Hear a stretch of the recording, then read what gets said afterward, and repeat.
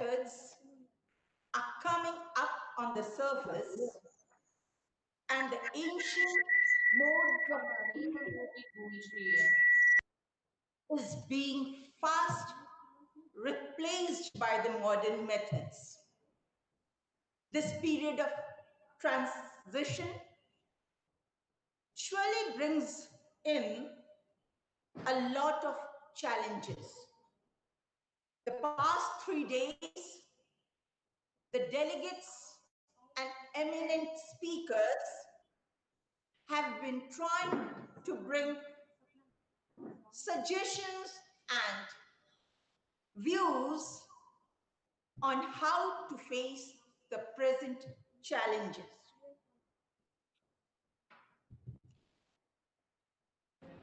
This valedictory session will again be for some new informative views and suggestions.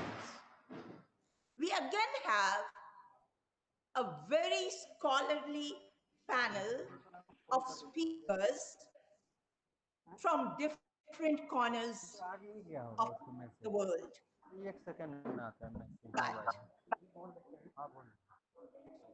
let us start by welcoming our distinguished guests along with the delegates who have made their deliberations in different technical sessions. So here I invite Professor Vinay Kumar Chaudhary, the man behind this whole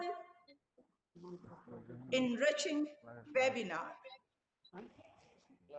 Professor Vinay Kumar Chaudhary, Head, Department of Education, Lalit Narayan Mithila University, Organizing Secretary of this international webinar. Sir.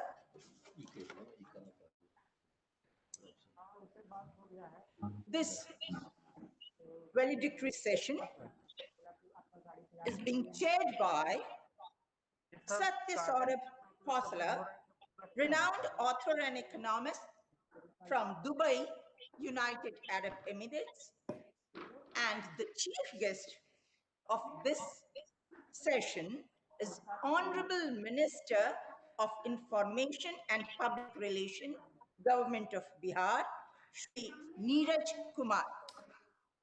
So I invite Professor Vinay Kumar Chaudhary, Organizing Secretary, International Webinar, to welcome our eminent guests and speakers. Sir.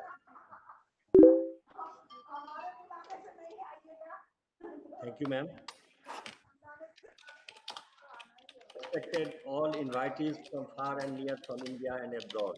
I, Professor Vinay Kumar Chaudhary, with more shooting heart, extended most welcome to you all present and attending this international webinar organized by Department of Education, Laitna and Islamic Vidyalaya, Darbhanga.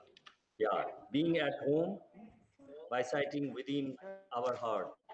I, from every member of our team, shouldering the responsibilities of every success of the event, bid most welcome to our chief guest, Sri Neeraj Kumar, and our Vice Chancellor, Professor Rajesh. I cheer for the participants taking this event seriously, regularly, and interestingly.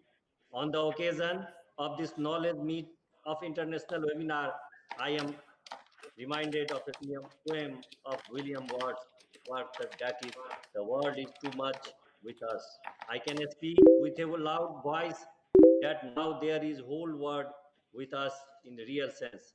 In fact, incidentally, this poem was also written for the society with a demand of new culture and vigilance of industrial revolutions. It is often said that the change is the rule of nature, so on and so forth. A person and society should be ready to sustain it itself. In this ensuing time of new education policy and its challenges, we also have a continuous working with patience and preservation. With effects of time, society and flow of education is also taking a great gate, and we have to gain that at my cost of credit. Really, we are thankful heartedly for our visionary scholars who have taken trouble to encourage the webinar. Our chief guest, our vice chancellor, our staff, techniques, and above all, I applaud the enthusiasm of every person before and behind the curtain, especially my research scholars.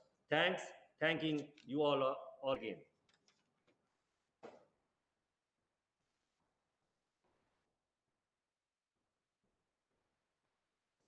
Thank you, sir. The first speaker of the valedictory session is a person quite known to us. She was here in the last international seminar that we had in the last week of February 2020. Dr. Dilfuza Jabarova. Dr. Dilfuza Jabarova serves as head Laboratory of Medicinal Plants, Genetics and Biotechnology at Institute of Genetics and Plant Experimental Biology, Academy of Science of Uzbekistan. She obtained her plant physiology and biochemistry from Institute of Genetics and Plant Experimental Biology. Dr. Jabarova's area of research includes plant microbe interactions, biological control of plant disease, plant growth promoting rhizobacteria, soil microbial ecology, soil biochemistry, plant physiology, and nutrition. She is recipient of fellowships from DAD, Germany, Eurasia, Norway, and UNESCO, China. Recently, she was awarded DBT TWS postdoctoral fellowship at Division of Microbiology, ICAR, New Delhi, India. I take this privilege of inviting Dr. Dilfuza Javrova for her speech. Ma'am, kindly address the gathering.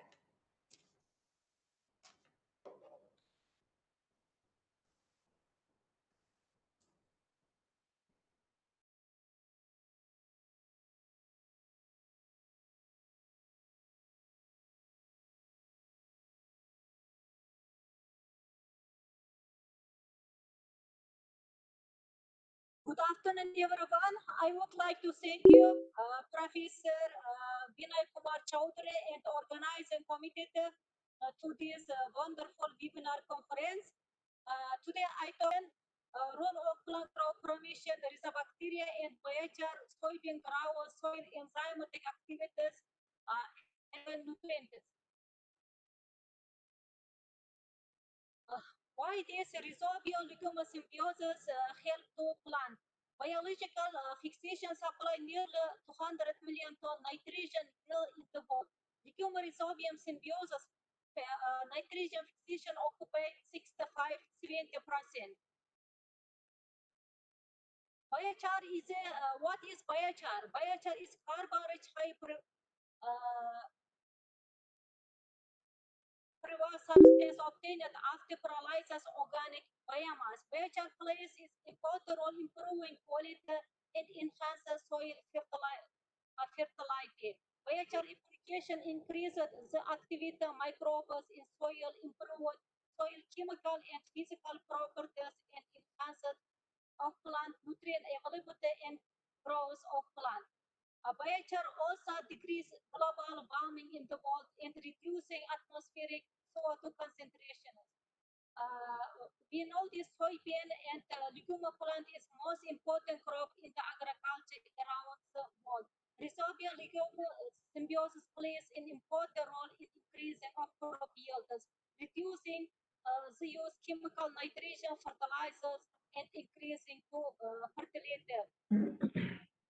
biochar and plant growth promotion rhizobacteria promote useful for enhancing the plant growth and reducing the intensity of disease and increasing leguminous crop yield. In addition, beneficial biochar and plant growth promotion rhizobacteria can be improve soil enzyme activity, stimulate organic matter accumulation, and maintain microbial activity and also promote plant growth.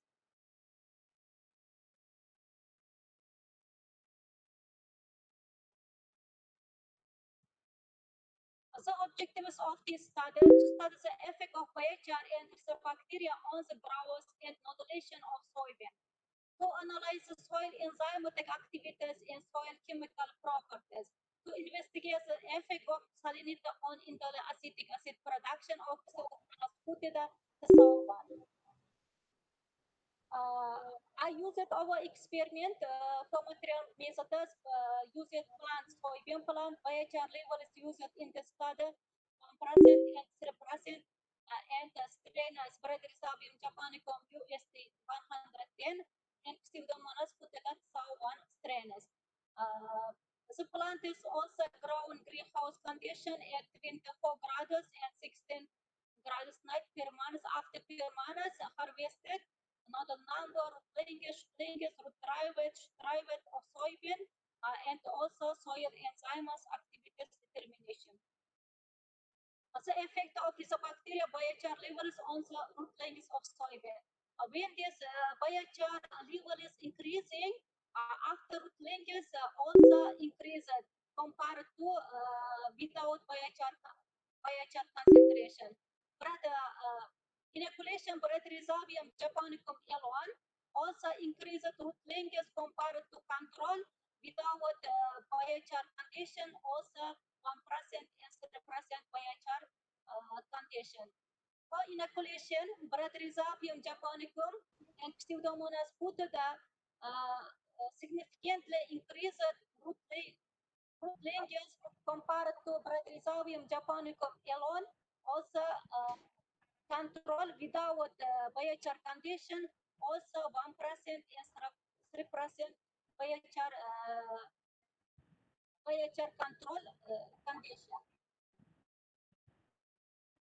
The effect of the bacteria biochar levels on the shoot length of soybean.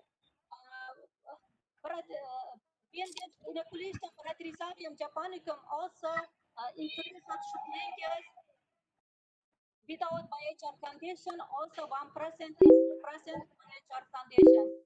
For inoculation, Rhizobium japonicum and Pseudomonas puttata significantly increased shoot length, uh, shoot length under without biochar condition and with biochar condition 1% and 3% biochar.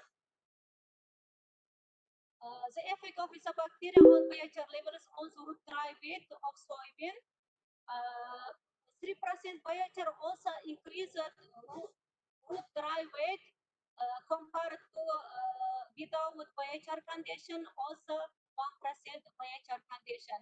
Inoculation Rhizobium japonicum also increased root dry weight compared to control without biochar and 1% and 3% biochar condition. For inoculation, Rhizobium japonicum and Pseudomonas puttata together bacteria also increased should dry weight compared to Rhizobium japonicum alone or the control. Also, 1% and 3% biochar condition. Inoculation Rhizobium japonicum also increased root dry weight.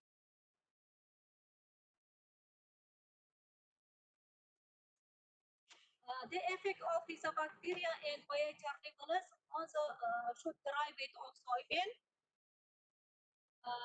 For inoculation, Rhizobium japonicum also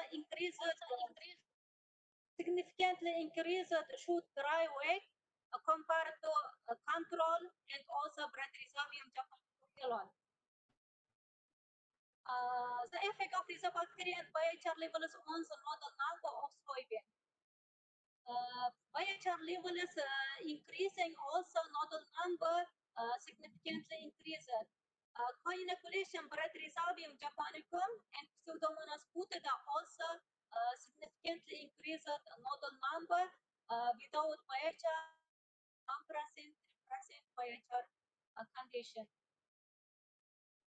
The effect Rhizobacteria and biochar levels on soil nutrients. Rhizobium japonicum in Pseudomonas putida increase total nitrogen, uh, phosphorus, and potassium content compared to control and Rhizobium japonicum alone. And 1% in 3% biochar level conditions.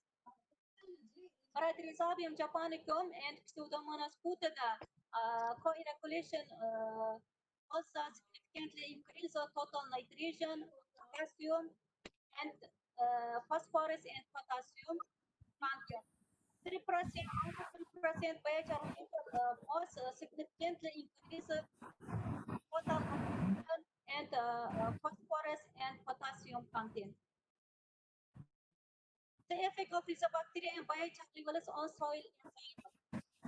Soil enzymes also increased when these alkaline 1% 3% Bradyrhizobium japonicum and in inoculation Bradyrhizobium japonicum alone also increased compared to control protease activity, phosphomona esterase activity, and alkaline phosphomona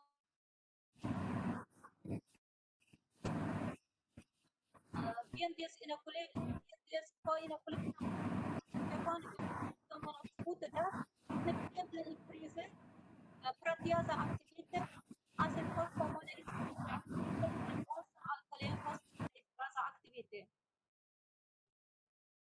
Effect of sodium chloride level of growth of bacteria. Bradyrhizobium japonicum UST the 110 strain only tolerant up 2% sodium chloride. Pseudomonas putida strain also salt tolerant 4% sodium chloride. The effect of salinity on indoloacetic acid production on Pseudomonas putida one. The strain also produce indoloacetic acid 4% sodium chloride. Pseudomonas putida strain also determination protease activity, cellulose activity, and lipase activity.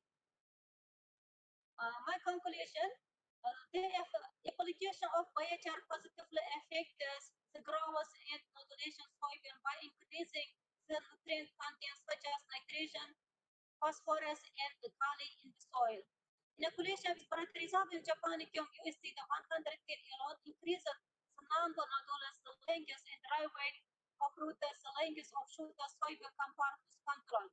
Bradyrhizobium japonicum also increase the total nitrogen content, phosphorus content, and potassium content of soil compared to controls with biochar and without biochar respectively. Co-inoculation with Bradyrhizobium japonicum and Pseudomonas putida significantly increases growth of soil, the number of nodulus, nitrogen, potassium, phosphorus contents compared to all other treatments. Hence, it can be concluded that both biochar and co-inoculation of Bradyrhizobium japonicum and Pseudomonas putida strains effect treatments for the sustainable soybean production in agriculture. Bradyrhizobium japonicum doesn't produce acetic acid. It is salt tolerant up to only 2% sodium chloride. We have Pseudomonas putida strain resistant up to 4% sodium chloride, produce also acetic acid. Thank you for your attention.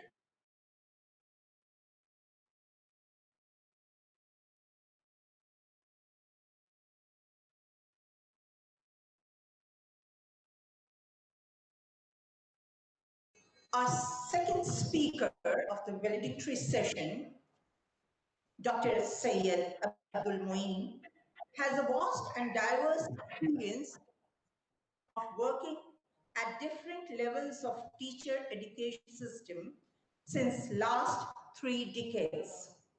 In 1993, he joined as principal of DAI, Gaya in Bihar, which was selected as model DAI at national level due to his dedicated efforts. He played a key role in the development of Bihar Curriculum Framework 2008 and revision of school curriculum and development of new textbooks in the state. He has been instrumental in promoting action research and school development plan among teachers in the state. Dr. Moi has also worked as member of many academic bodies and coordinated many educational programs.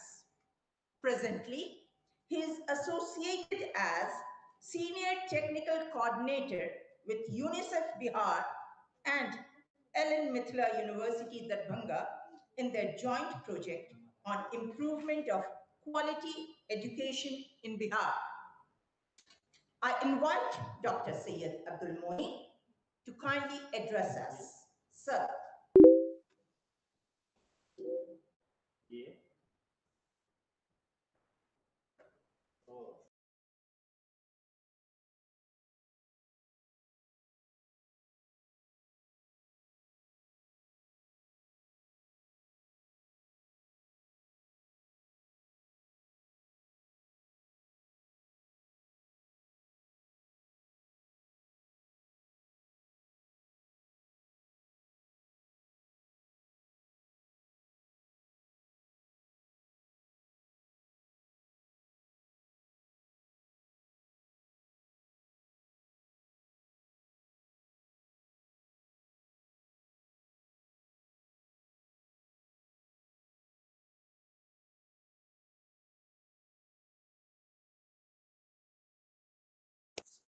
तो ma'am वो left हो चुके हैं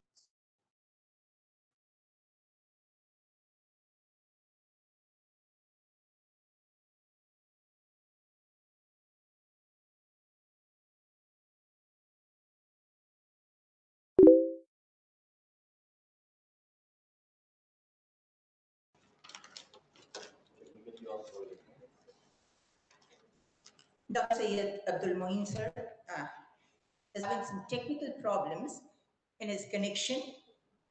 Uh, we'll be inviting him for a speech after some time when we find that he's connected with us. So now I invite Professor Purna Prasad Sharma as our next speaker for this session. Professor Purna Prasad Sharma has been associated as a senior faculty in Geru College of Business Studies, Royal University of Bhutan since January 2008. Prior to the present appointment, he worked in India in different capacities. He has more than 20 years of teaching experience in different colleges in India and Bhutan. He possesses experience of teaching accountancy and finance to the students of undergraduate and postgraduate levels and has published numerous research papers at the national and international referred journals. He has also earned his credentials in terms of registered supervisor of PhD programs. His, he has books, renowned books to his credit, and articles in different journals. He's very much keen to undertake research projects on microfinance related subjects. So I invite Professor Purna Prasad Sharma to kindly address us. Professor Sharma.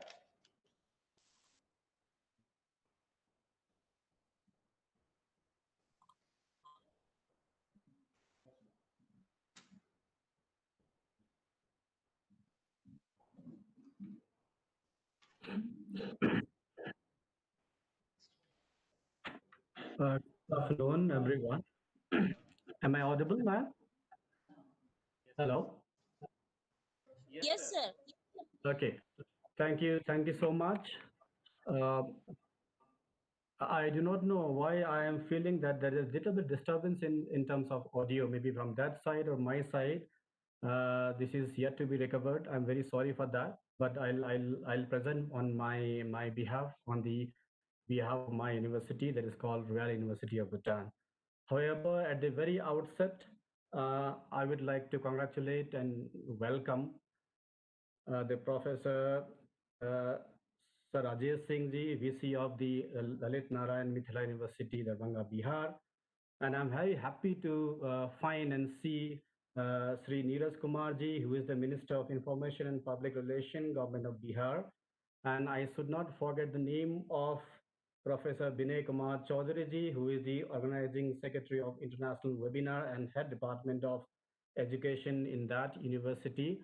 And there are so many people through thick and thin they are involving to make this program a grand success.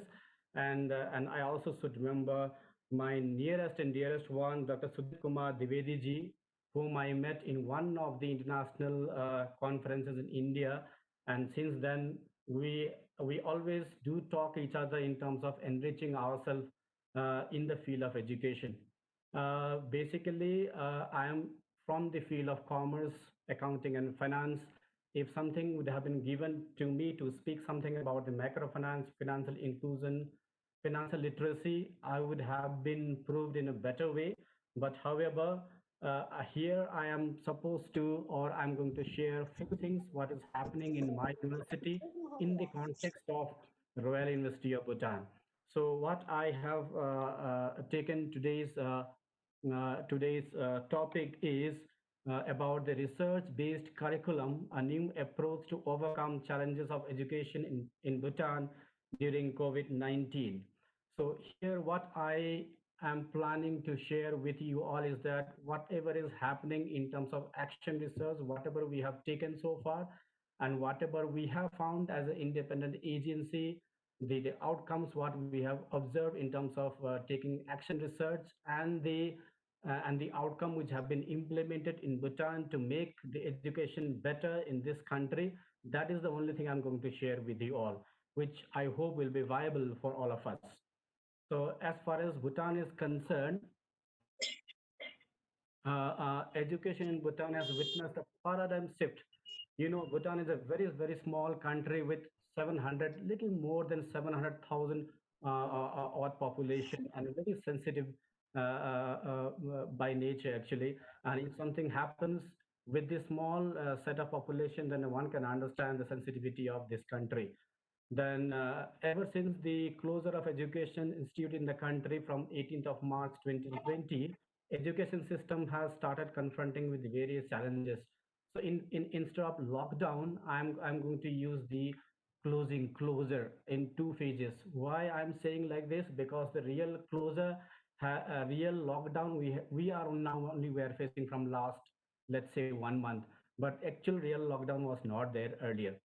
So in this phase of lockdown, how we have transformed the education system in this small country with the help of action research, that is my topic to be presented here. So recently, a small survey has been conducted by the BBS, that is Bhutan Broadcasting Services, which is only one broadcast service in the country. The primary motive of this survey is to find out how students and the educators in one side and the parents in the other sides are navigating the problems or the various key challenges that we have tried to find out here. And then maybe I would like to lay down some kind of challenges what we have confronted with. They are the very practical challenges in the context of Bhutan. Then later on, we were asked to go with some kind of survey in terms of action research. And then we were asked to give some kind of output from our side. Different independent agencies were there.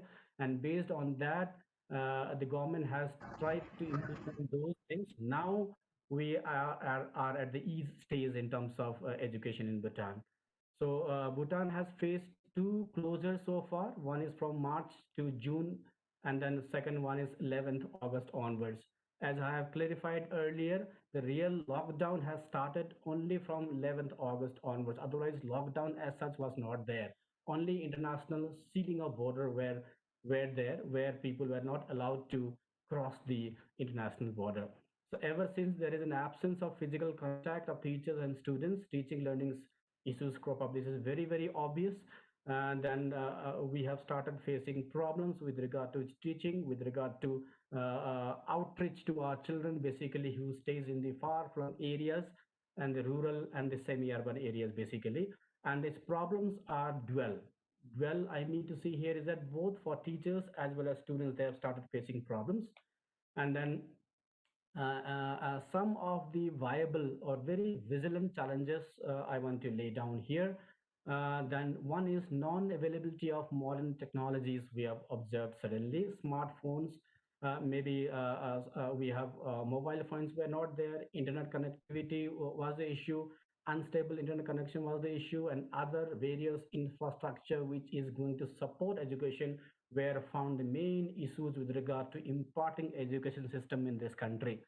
Then a very recent survey has been conducted by the BBS, where the various statements have been taken, the various perception have been judged from the student side, and what we have understood with regard to challenge is weak and unstable internet connection has really making children away from the education. This is one important thing. And then as far as Bhutan is concerned, like we let me tell you that more than 60% of the population in Bhutan still resides in the rural areas, where we have very much difficult terrain in some of the places. Under that circumstances, one can think of the unstable internet connection and the imparting of education in the viability of imparting of education is possible or not. Then second one, what we have understood is that difficult for the students to learn new technology at once. This is basically we found in terms of let's say class PP pre-primary to class 5 students basically, where they were not able to handle the application, number one, and number two, their parents also were not able to teach them properly. This is one of the major hindrances what we have observed in terms of imparting smooth education system education in Bhutan. Then mobile data is very much expensive in Bhutan, and then many of the instances they were unable to afford it. But however, now some of the things have been eased up. Then one more thing, learning habit of students were with the physical contact, because so far we have not faced such kind of issues. Suddenly when we have these issues, then at that moment when we are asking our students to stay away and be online and prepare, under that circumstance we found it's very very difficult for us to connect with the students. In terms of teachers, the main the problems what teachers they have faced is the lack of full attendance of students. No class so far. Of course, now the scenario has been changed because of implementation of few things. But at the beginning, at the outset, what we have observed is that like almost a class was getting ended by 30 to 40% attendance. So not reaching the subject concerns to the students as desired by the teachers. At times, I'm supposed to teach something, and my thing is very practical in nature, accounting and finance. And then when I try to teach that in through online, thus, I find that because I can see the face of the students, I can see because of the infrastructure problem, the contents are not really reaching to the students. Then this has really got impacted on the real assignment. Impact was there on the assessment of the assignments, because at times we know that those who are okay with the infrastructure, they are getting the assignments and they are submitting on time.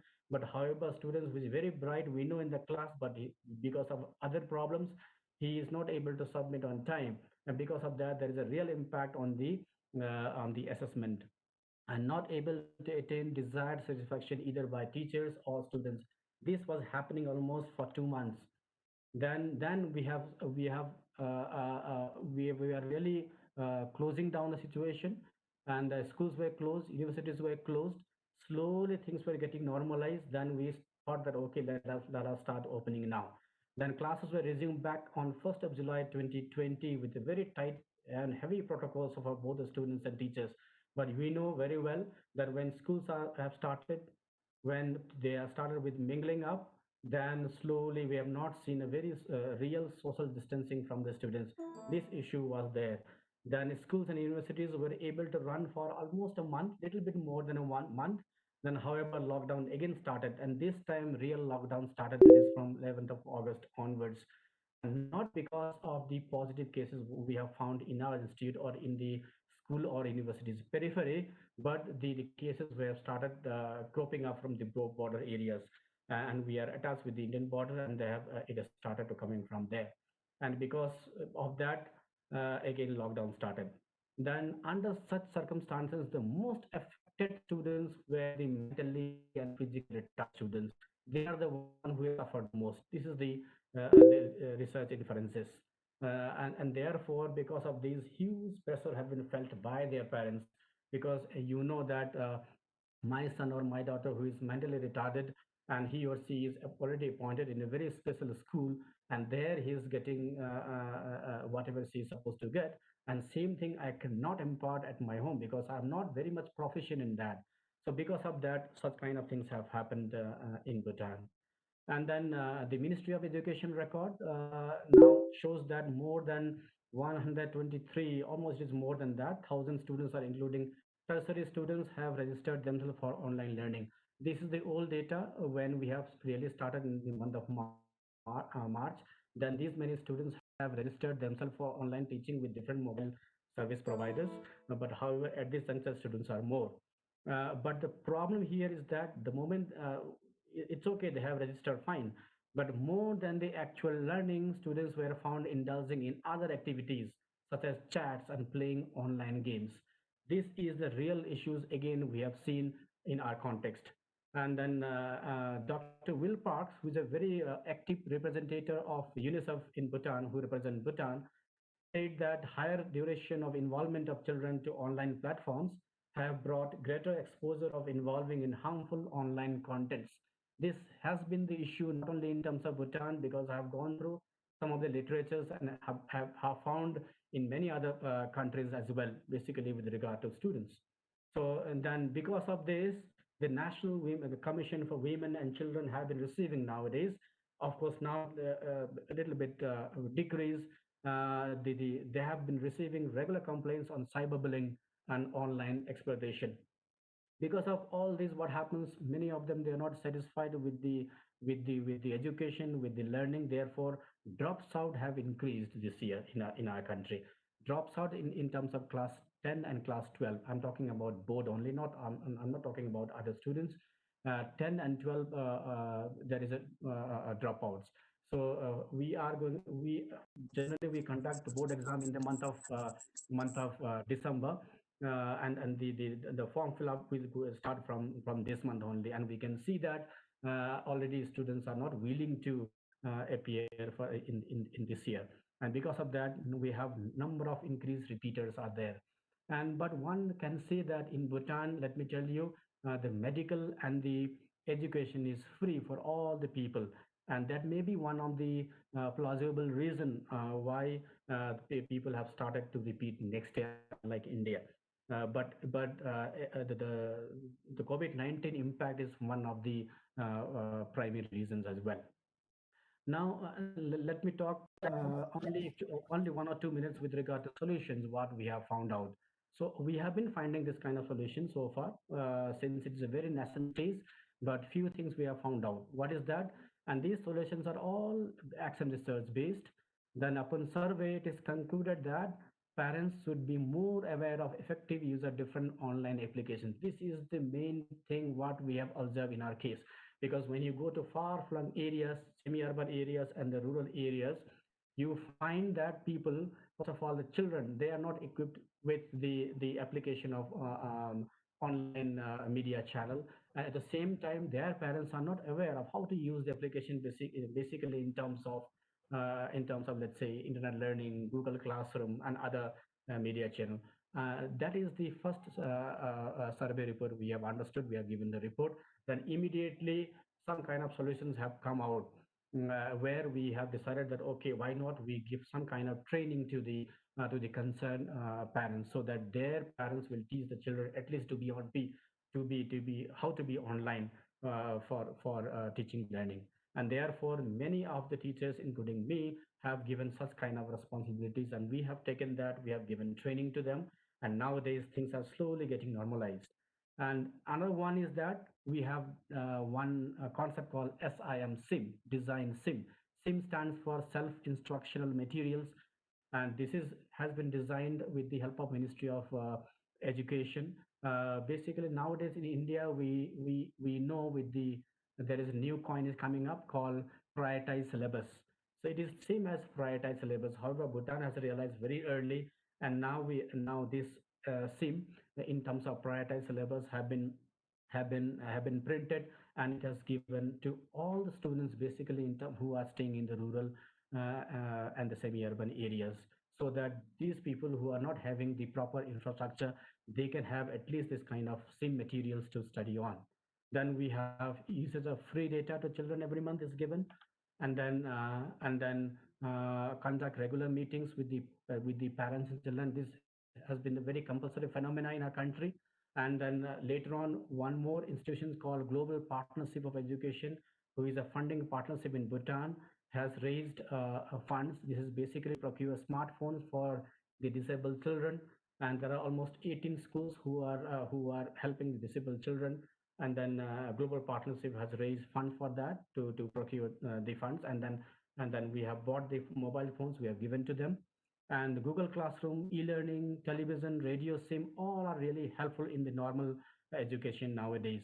So these are the few action-based research outcomes which we have given in terms of our inferences, quick inferences to the concerned authorities, maybe to the government or maybe to the education department. And the good part of this country is that immediately they'll react, and if they feel it's good to implement, and they will implement immediately. Likewise, there are so many other things. Here, I would like to end my presentation, but however, one more thing I would like to say here is that advantages of action-based research is action-based research. In my own experience, I feel very, very important. At present, I have been given one project. There is a team, and I am one of the active member of that. The project is all about the fiscal incentives, impact of fiscal incentives on various objectives in Bhutan. Basically, from 2002, the government has been giving incentives to different sectors to find out basically three objectives. One is economic development, other is private sector development, and third one is employment generation. And the good part is that this Department of Revenue and Custom under Ministry of Economic Affairs, so they are carrying on this research, and we as an independent agency, we are doing this. We are carrying out this project, and at the end, this the outcome of this project, maybe at the end of this month, is going to be tabled under Parliament, and the basis of this one, government will decide whether to continue such kind of incentives in the future or not. If these incentives are okay in terms of achieving the objectives, they will continue. Otherwise, not. So such kind of things are happening. So maybe now overall education system is normalized in Bhutan, but however we are on the lockdown now, and very soon, another 1 or 2 weeks, there is a plan again to open the school. So these are the few things which I wanted to share, and I once again on my behalf and behalf of my university, Gedu College of Business Studies, would like to thank the entire organizing team for giving me this opportunity to present a small thing to your conference. Thank you so much, and thank you very much. Thank you.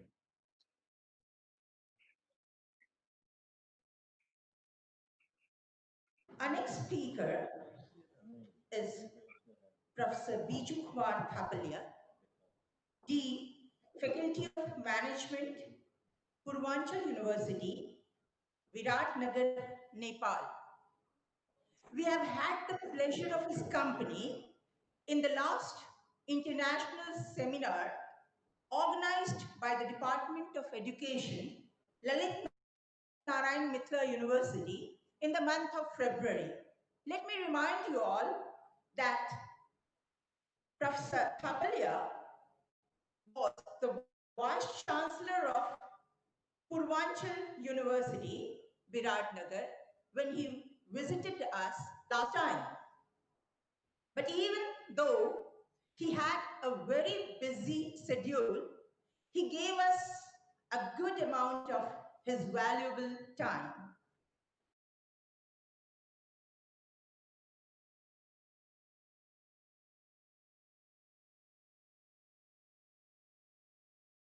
very honored that I'm being invited again, and I'm sure that it is a love of Vinay Kumar Chaudhary sir toward us, and I appreciate that, and and I have the pleasure to be here, and I see very known faces also, very dear friends that we made last time when we were at your university, like Professor Arvind Jha. I see him here. Similarly, I see Professor Sapnan Narola. So I say greetings to everyone from here and all the faces that I know from there. Now, I really congratulate Binay sir coming up with such a wonderful international webinar again after within a period of 5 6 months. I really appreciate that. And very aptly he has chosen the topic, basically education, society, and global challenges. Now, if I start, like, if I say that 2020 will be known as, the epidemic or the pandemic situation of corona, but then there will be another thing that we will remember it, and that will be the impact of the whole thing that is, or the new normal that is coming in the education sector. Especially if I look at India, this is more so, because not only the way we are teaching, it is changing. Not only the way we are as a student taking the classes are changing. Not only the way we are organizing the exams, organizing the university, organizing the colleges, organizing the schools are changing. But also in India, if I see, we have now National Education Policy 2020 also has come. So it will be a remarkable year for educationists and education. If we look into the history of education, this particular 2020. So I see that from that point of view, it is a really a big year for India. Worldwide, we do understand that what exactly are the impact, what exactly are the situation, what are the challenges. I saw the sessions, different session that was taken, technical sessions that were taken, and I found that they have been covering all the different aspects, which basically is very pertinent at this particular time to discuss, and deliberation from the intellectual community is needed, so that we come to a kind of an where the pending exams are something that we have to really tackle with, the new sessions that we have to tackle with. All the academic calendar has gone way and out of their all the schedule that we had been planning for the many years. Now we have to rethink everything. We have to redo everything. That content creation will take time. It is not going to be easy. It is not like buying a books and keeping in the library. It will be something different. We have to create those content, and this will require a lot of resources. And again, when I'm talking about the resources, this comes down to the pressure to the university, pressure comes down to the ministry to provide the appropriate fund for those changes things. There are a lot of things going to be changed, a lot of things that are being changed now, a lot of things that are going to change in future, and that will require a lot of funds. So there are a lot of pressure from all the aspects. you know I've been talking to my some of my friends who are in different parts of the world, and it's not only digital divide problem. Basically, even you know the modern families are also having problem with the kind of teaching now that's taking place. You know, uh, parents both, mother and father, are on the working, and now the child who need assistance to run their laptop to attend the online. Now, who will take off from the meeting of the office to take care of the children? So that is creating problem. Earlier it was taken by the maybe the institution, maybe the schools, but now the parent has to be there along with the student to see whether they are handling the class properly or not. So these are challenges. So the challenges can come from anywhere. I never thought that challenges will be from that point of view. But then when I talk to a couple who are newly married with a child who need maybe in the age of 7 8 years, and the child has an online classes, but who will take care of that child, how to handle those things? And then either the mother or the father has to take leave from the work and be with them, or to reschedule their work. So that you can think from each and every angle there is a challenge. And what a best way to discuss this challenge by bringing eminent people. Come on, please. By taking people, bringing people, eminent people, and discussing discussing with the eminent people here, and coming up with some kind of solution. I'm sure this kind of activities are very essential, and I definitely think whatever the technical session has given the output, that will be very, very useful for not only this university, but maybe to all the other colleges, institutions who have participated. And not only to that, but also to the policymaker in terms of providing the fund, maybe in providing the facilities, maybe providing all the other issues that are very, very pertinent to run the education system. And for that, definitely, I think that all these 3 days had been worth for all those who have attended. And my apology that I could not attend some of the technical session, which I could attend, but unfortunately I could not. But as I say, what is happening? Say, let us take this time for a few minutes. Let me take this particular time to discuss what is happening in my university, so that maybe the issues that we have been discussing can also be reflected there. As I told, we were in the midst of just starting the exam. Some of the semester had taken the exam, some of them they're in the progress, and some of them the timetable was or the schedule of the exam was declared, and then suddenly from April we are locked down. And so far, let me tell you, so far the university has not been able to make decision. And I'm not saying that this is just because of my university problem, but because this is an bureaucratic aspect that is creating hindrance in making decisions. Maybe as a dean I want to take some decisions, but maybe there are other people who are there having genuine concern, a genuine concern, a genuine concern which is there. So that definitely creates a difficulty in decision. So finally, now only we could convince everyone that okay, let's go with the time-bound home-based assignment exam. And to bring everyone under that particular umbrella was also a Herculean task for us. The people who have been traditionally been seeing a paper and pen examination of 3 hours sitting in front of an invigilator, they think that is the best way of evaluating. And now to change their mindset from that to something, home based takeaway kind of, come on, you are talking like as if this is something, something, an instant food that you are going to make. It's not. This is not a proper, those kind of reaction we have to have. But ultimately we could make decision. And that's why I was busy for the last 2 3 days, because finally from the academic council we got it approved yesterday. So today I'm a bit relieved, and I was happy that I was scheduled to speak on 31st of August instead of 30th August. Because had it been, then I had to write an apology letter to Vinay Kumar Chaudhary, sir, I won't be doing that because I have to really take a important decision in my university. So these are the situation in my university. Not only in my university, there are 11 universities that are operating in Nepal right now, and many of the universities are facing the same difficulties. Yes, some of the universities had the infrastructure like an open university. They already had an infrastructure to go virtual because they were made to do that. So that's why they were easy to transit. Similarly, some of the university which are like school university, which have residential program, it was much easier for them to have a fully authorized faculty to evaluate the students and come back. But then traditional university that we have been growing in Nepal, as we have been growing in India also, it makes really lot of pressure to change those decisions, to change the mindset, to make a decision which suits in this particular environment.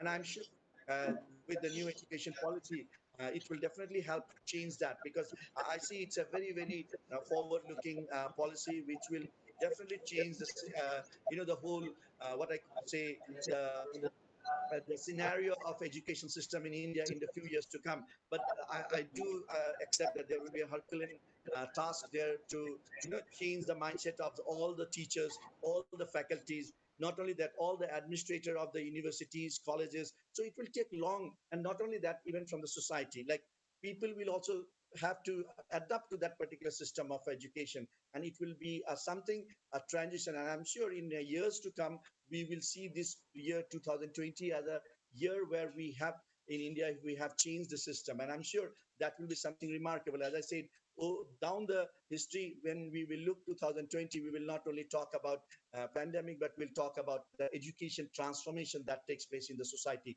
that took place in the society. So from that point of view, I say that this year will be something interesting for us who are in education. As an administrator, I know Sapna ji, she as a dean, she also had to face all these things. I know Binay sir, as an head of the department, he also has to face all these things. And I know many of the people, audience who are here, they will, they will, they will find that we are all in the same shoes, and these shoes are new, and we are all, our legs are used to our soft old shoes. So it will definitely each us for some days to come, but definitely I'm sure that all the people, when we sit together like this, we will try to discuss which will bring results, which will bring solutions, and which will be made easy for all of us. So without taking more time, I would like to thank once again the department for organizing this international webinar and bringing such a wonderful people throughout the world, and giving me also a platform to talk in front of you all. Thank you very much once again, Binay sir, for inviting me. And it was wonderful that I came here. I could see many faces that I met in my last international conference there at Darbhanga. So I'm really very happy to hear. And I would like to request everyone to be in touch with us, so that we can, together we will grow, together we'll work, together we'll find the solution to all the problems that we, or all the challenges, as the webinar says, global challenges, so that we will be able to come overcome them. Thank you very much for having me and listening to me from Nepal. Thank you.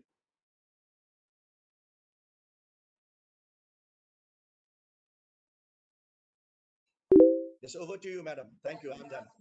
Next speaker, I'm happy to announce that we have been joined by the chief guest of this session, Honorable Minister of Information and Public Relations, Government of Bihar, Sri Neeraj Kumar. Sir, the organizing committee extends a warm welcome to you. We have also been joined by our respected registrar at Etla University, Colonel Nishit Kumar Raiji. The organizing committee extends a welcome to you.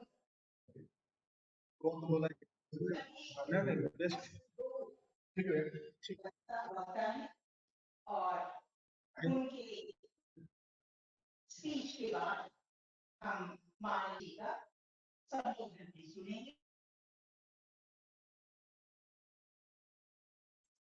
So our next speaker is Professor Rajni Ranjan is a president of the Department of Education, Dr. Shakuntala Mishra National Rehabilitation University, Lucknow. He has served this university not only as a faculty member, but and because today is the very successful, I mean, the completion of the successful journey of this international conference. And basically, my just greetings to all, because it's a really, I'm very much basically honored to be the part of this, honored to be the part of this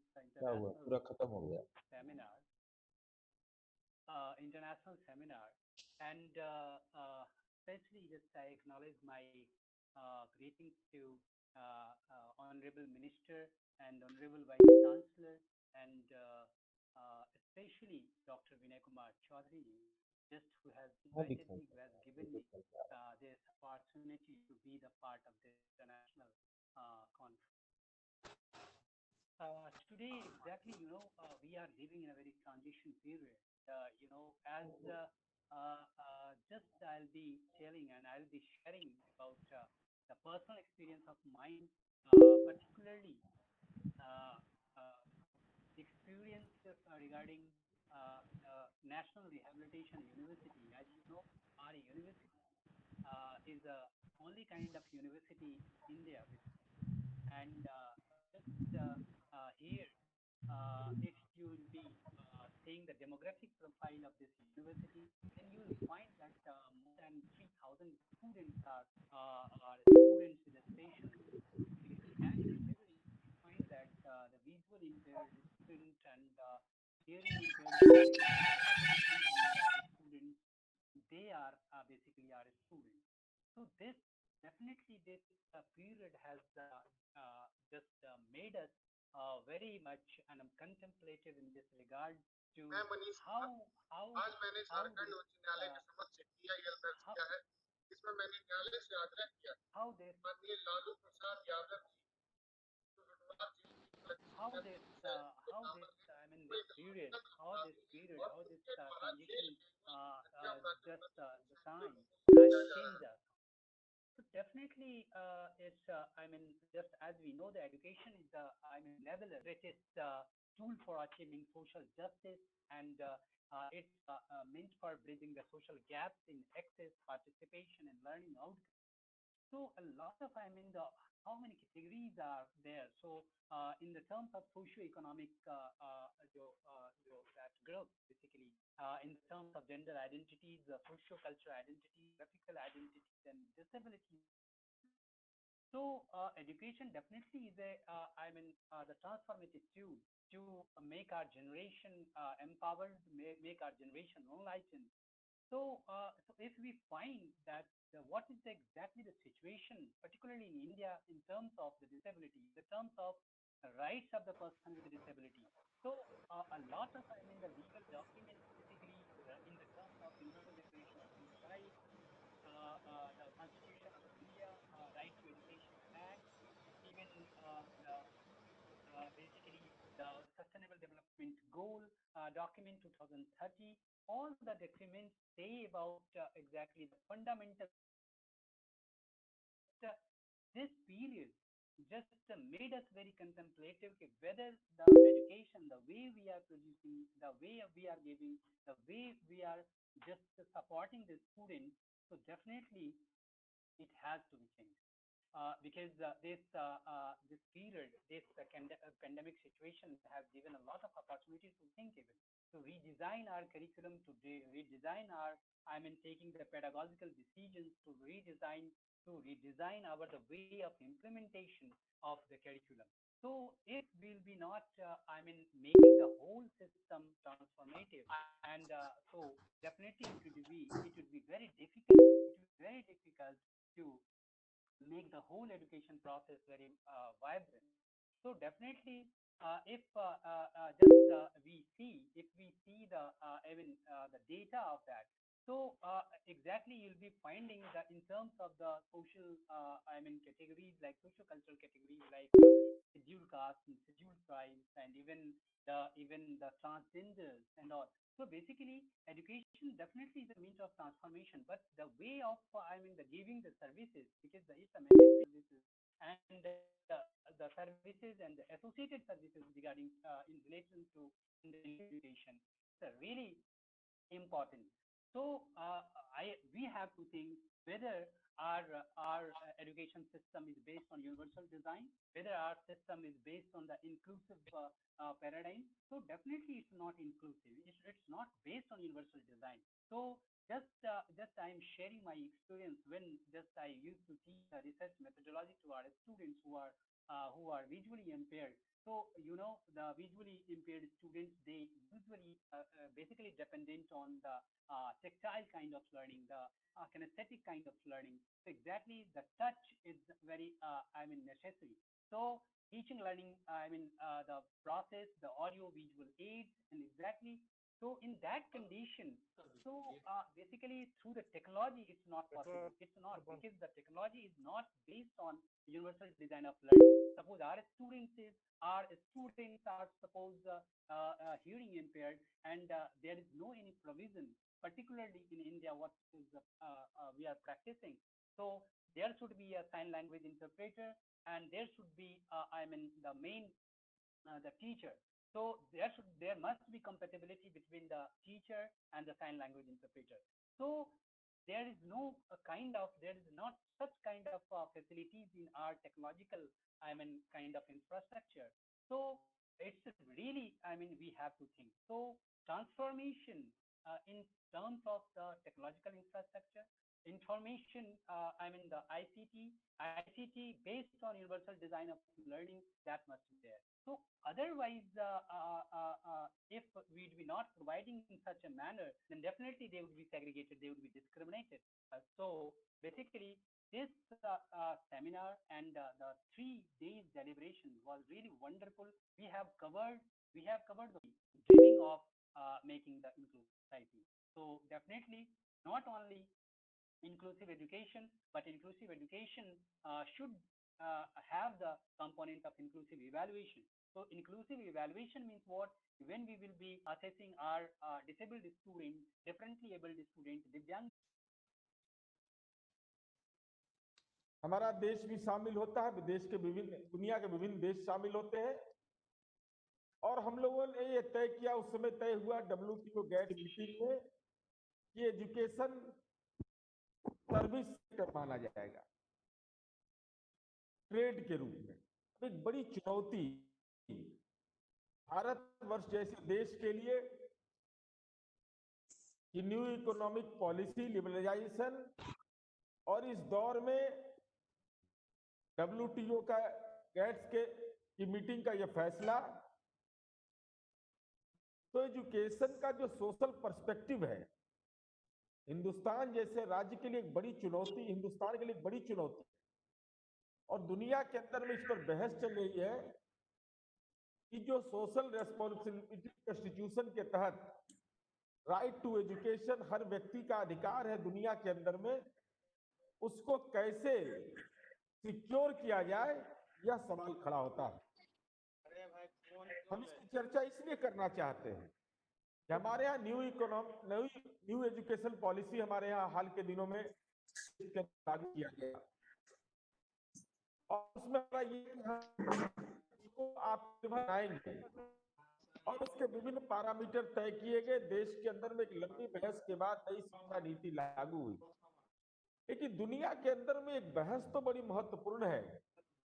ठीक है, कोविड-19 का दौर तो एक नई चुनौती दे दिया, लेकिन उस दौर में एजुकेशन के प्रति जो एक नया नजरिया वो सर्विस सेक्टर में चला गया, तो कहीं ना कहीं वह निजीकरण का भी दौर चलेगा। भारत में कैसे देश के लिए या दुनिया के विभिन्न देशों में इकोनॉमिक डिस्पैरिटी है, तो इसका मुकाबला कैसे करेंगे? बड़ी महत्वपूर्ण चुनौती है देश के लिए और दुनिया के अंदर में इस पर एक सार्थक बहस होनी चाहिए। जो हम समझते हैं कि अंतर्राष्ट्रीय वेबिनार से यह बात निकल करके आएगा कि वैसे समाज का वो सेक्शन जो डिप्राइव्ड सेक्शन है, जो एग्रीकल्चर लेबर है, एग्रीकल्चर से जुड़ा हुआ है, छोटे रोजगार कर रहे हैं, उनके बच्चों का क्या होगा, कैसे अपनी पढ़ाई को पूरा कर पाएंगे, ये सवाल मौजूद सवाल है। और चूंकि शिक्षा एजुकेशन एक ऐसा हथियार है जिससे लोगों को ज्ञान होगा, नॉलेज होगा, और वो नॉलेज अगर पैसे का वेल्थ का प्रभाव होगा तो एक नया चैलेंज देश के और दुनिया के सामने ये खड़ा हो रहा है। हम इसलिए इसकी चर्चा करना चाहते हैं कि अब देखिए, अब ग्लोबलाइजेशन के इस दौर में आपने देखा होगा बिहार एक ऐसा राज्य है, आप दुनिया के विभिन्न देशों से लोग यहाँ जुड़े हुए हैं। हमारे चीफ मिनिस्टर माननीय नीतीश कुमार जी ने जो क्लाइमेट के अंदर जो परिवर्तन हो रहा है, आज देखिए कहीं ना कहीं कोविड-19 में वो बहस चल रही है।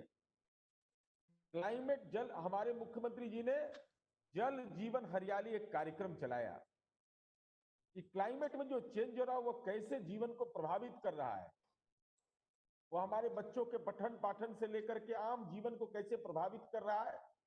तो हम लोगों ने एक ह्यूमन चेन बनाया पूरे बिहार के अंदर में और ये समझते हैं कि पर्यावरण पर, क्लाइमेट चेंज पर इससे बड़ा जो लोगों का एक समर्थन होता है, इससे बड़ा कोई समर्थन नहीं हो सकता है कि 5 करोड़ से ज्यादा लोग ह्यूमन चेन बनाए इस देश, इस बिहार के अंदर में, और क्लाइमेट के प्रति अपनी चिंता व्यक्त किया और हमने अपने कोर्स में उसको शामिल किया।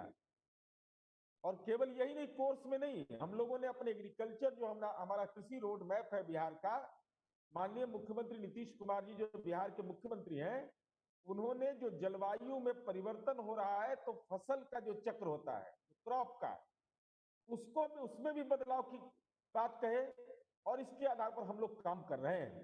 लेकिन हमारी चिंता इस बात के लिए है कि जो देश के अंदर में और दुनिया के अंदर में इकोनॉमिक डिस्पैरिटी है, एजुकेशन अगर फंडामेंटल राइट उसका है, राइट टू एजुकेशन से मिला है भारतवर्ष के अंदर में, तो जो डिप्राइव्ड सेक्शन के लोग हैं उनको कैसे हम, क्योंकि दो स्थिति है, राज्य के अंदर में या देश के अंदर में या दुनिया के अंदर में, अगर एक तरफ निजीकरण का बढ़ावा हो रहा हो तो इंस्टीट्यूशनल जो गवर्नमेंट इंस्टीट्यूशन है उसके सामने चैलेंजेस बड़े होते हैं, क्योंकि एक वातावरण यह बनाया जाता है कि क्वालिटेटिव एजुकेशन अगर लेना है तो वह प्राइवेट सेक्टर के एजुकेशन इंस्टीट्यूट में भी हो सकता है, और उसको आप इग्नोर भी नहीं कर सकते हैं।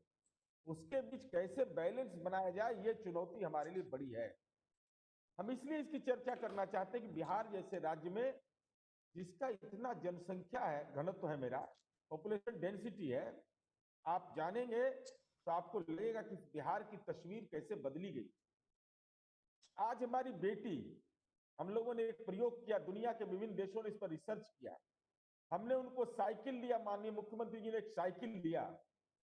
सामाजिक जकड़न पर तो वह प्रहार हो रहा था, लेकिन बदलते दौर में जो 50% बेटी महिलाओं की आबादी थी, हम लोगों ने यह किया कि सर्विस सेक्टर में, गवर्नमेंट के सेक्टर में हम लोगों ने कहा कि उनको रिजर्वेशन देंगे, ऑल कास्ट एंड क्रीड की महिलाओं को, बच्चों को। अब ये परिवर्तन आप जब देखेंगे, बिहार जब आएंगे आप, उसका एहसास ये होगा, वह बेटी साइकिल से यात्रा प्रारंभ की थी, आज वह लोगों को सिक्योरिटी प्रदान करती है और हाईली सोफिस्टिकेटेड हथियार के साथ वह थाने के अंदर में पुलिस बल में नौकरी कर रही है, विभिन्न जगहों पर वो काम कर रहे हैं। तो ये जो सोशल चेंज होता है, वो सोशल चेंज में कौन से लोग हैं? वो समाज के डिप्राइव्ड सेक्शन के लोग। अभी मैं आपको इसकी चर्चा इसलिए करना चाहता था कि मैं ये बताना चाहता हूं कि जो हमारे यहाँ, हमारे बिहार जैसे राज्य में, आप समझिए कि जो यूपीएससी की परीक्षा होती है देश की सबसे बड़ी परीक्षा है, और जो समाज का डिप्राइव्ड सेक्शन है वह गवर्नमेंट स्कूल में पढ़ता है, और हमारे यहाँ गवर्नमेंट स्कूल में जो आप देखिएगा कि जो बिहार में 88.1 जो परसेंट गवर्नमेंट स्कूल का मैनेजमेंट है, प्राइवेट स्कूल का मैनेजमेंट ओनली 5.40। वहीं आप जाइएगा अगर केरला के अंदर में, तो गवर्नमेंट स्कूल में 29.50%, बड़ा गैप है। गवर्नमेंट स्कूल पर लोगों का भरोसा है, तो गवर्नमेंट स्कूल में जो लोग पढ़ते हैं वो कौन लोग होते हैं? समाज के डिप्राइव्ड सेक्शन, एग्रीकल्चर से संबंध रखने वाले, एग्रीकल्चर लेबर, या जो छोटे मोटे रोजगार लोग करते हैं। अगर आप इनको इकोनॉमिक असिस्टेंस नहीं देंगे तो कैसे वो समाज का डिप्राइव्ड सेक्शन इस ग्लोबलाइजेशन के दौर में खड़ा होगा?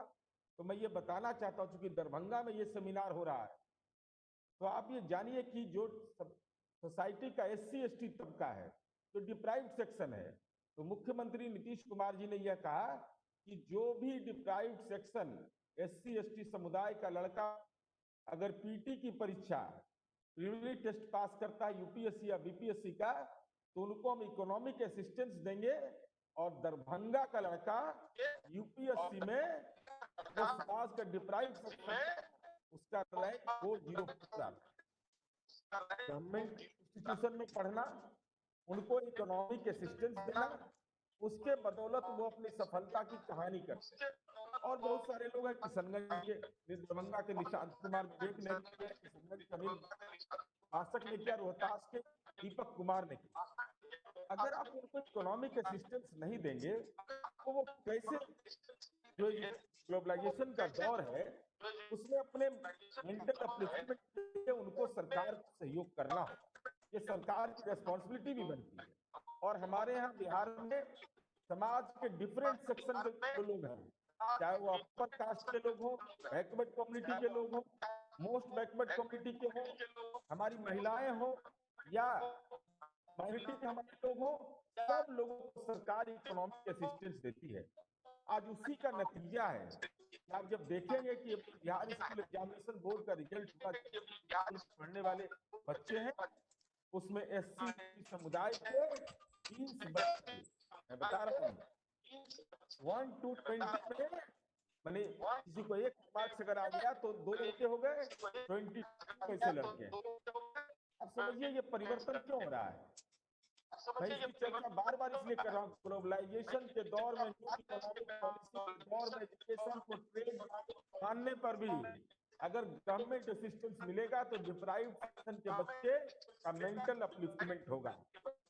इसलिए हम ये कहना चाहते हैं कि और खास करके कोविड-19 का दौर आया है, अब पूरे स्ट्रक्चर में परिवर्तन हो जाएगा। अगर इसके लिए कोई वैक्सीन नहीं आया, तो हम लोगों ने जो स्कूल बनाया है या देश के दूसरे राज्यों ने बनाया है, हम लोगों ने तो ये स्कूल बनाया कि भाई इतने बच्चे हैं, इतने बच्चे इस क्लास में बैठेंगे, आपके जगह पर है सोशल डिस्टेंस को मेंटेन करना। सोशल डिस्टेंस को हम मेंटेन कैसे कर पाएंगे? तो ये पूरे स्ट्रक्चर में ही परिवर्तन होगा अगर इस संबंध में कोई नई दवा नहीं आई, कोई इस संबंध में नहीं आया। दूसरा कि हम लोगों ने इसका हम बिहार सरकार ने क्लास 9th और 10th में हम लोगों ने उन्नयन योजना के तहत पहले ही हर एक पंचायत में बिहार के हाई स्कूल खुला है। अरे हम लोगों ने ये तय किया कि उन्नयन योजना के तहत 9th और 10th के बच्चों को हम कंप्यूटर पूरा उसका प्रोजेक्टर लगा करके उन लोगों की पढ़ाई की व्यवस्था हम लोगों ने की, ट्रेनिंग का व्यवस्था किया टीचर का। इस और अब तो कोविड-19 का दौर आ गया, अब तो दूरदर्शन से भी बच्चों को ऑनलाइन पढ़ाई की जा रही, लेकिन एक बड़ी चुनौती है क्योंकि ये कोविड-19 के दौर में जो ऑनलाइन एजुकेशन की व्यवस्था प्राइमरी से लेकर के अपर क्लासेस तक हो रहा है, तो बच्चों का मेंटल ग्रोथ का क्या? जो बच्चे एक अपार्टमेंट के अंदर में रह रहे हैं, घर के अंदर में रह रहे हैं, तो ऑनलाइन एजुकेशन से तो आप उनको बेसिक आप उनका एजुकेशन की कंटिन्यूटी को तो कायम कर सकते हैं, लेकिन उनका मेंटल ग्रोथ कैसे हो ये विचार करना चाहिए। आप तमाम लोग इस पर अपनी राय व्यक्त करनी चाहिए कि जो बच्चे 5 साल 4 साल 6 साल 7 साल के बच्चे वो घर के अंदर रहेंगे तो मेंटल ग्रोथ तो कहीं ना कहीं उनका प्रभावित होगा।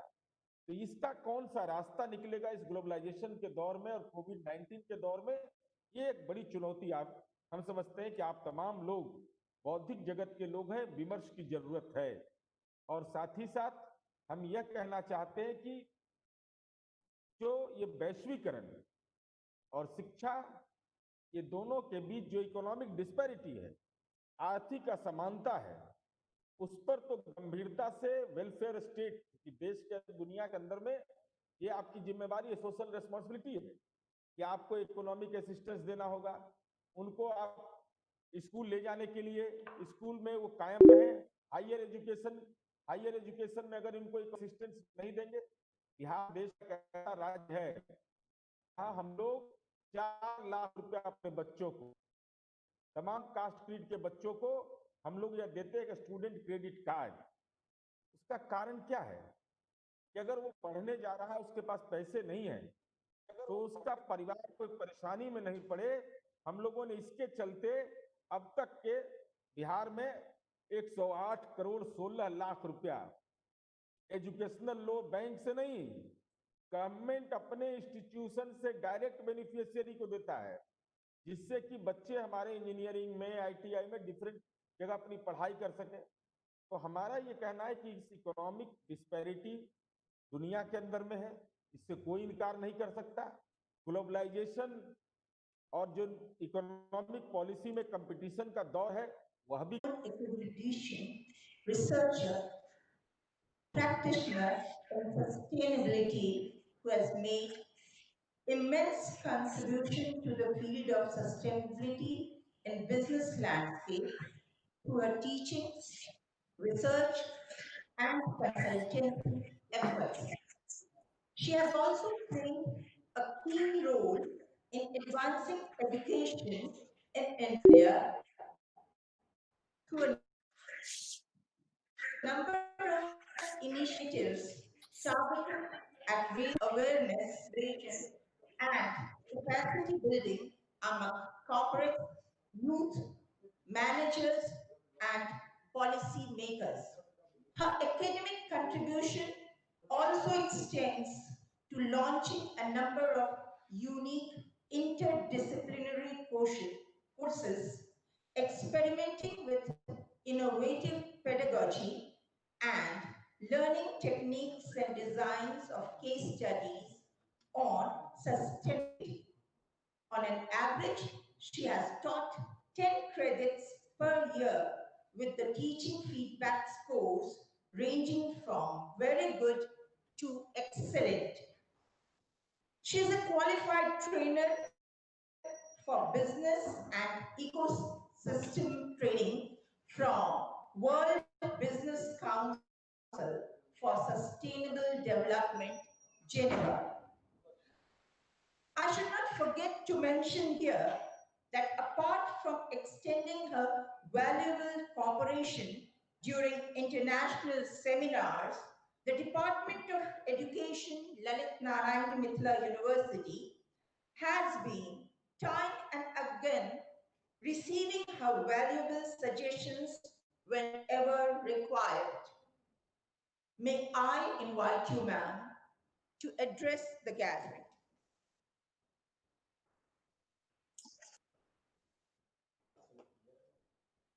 Much for a nice introduction. Honorable Minister Shri Neeraj Kumar ji, Professor Rajesh Singh, Vice Chancellor of Lalit Narayan Mithila University, Darbhanga, Shri Satya Saurabh Khosla ji, renowned economist, Professor Biju Thaplial, uh, Professor Vinay Chaudhary, Organizing Secretary of this very important webinar which he has organized. First of all, let me congratulate Professor Vinay Kumar, under whose leadership so many initiatives have been taken.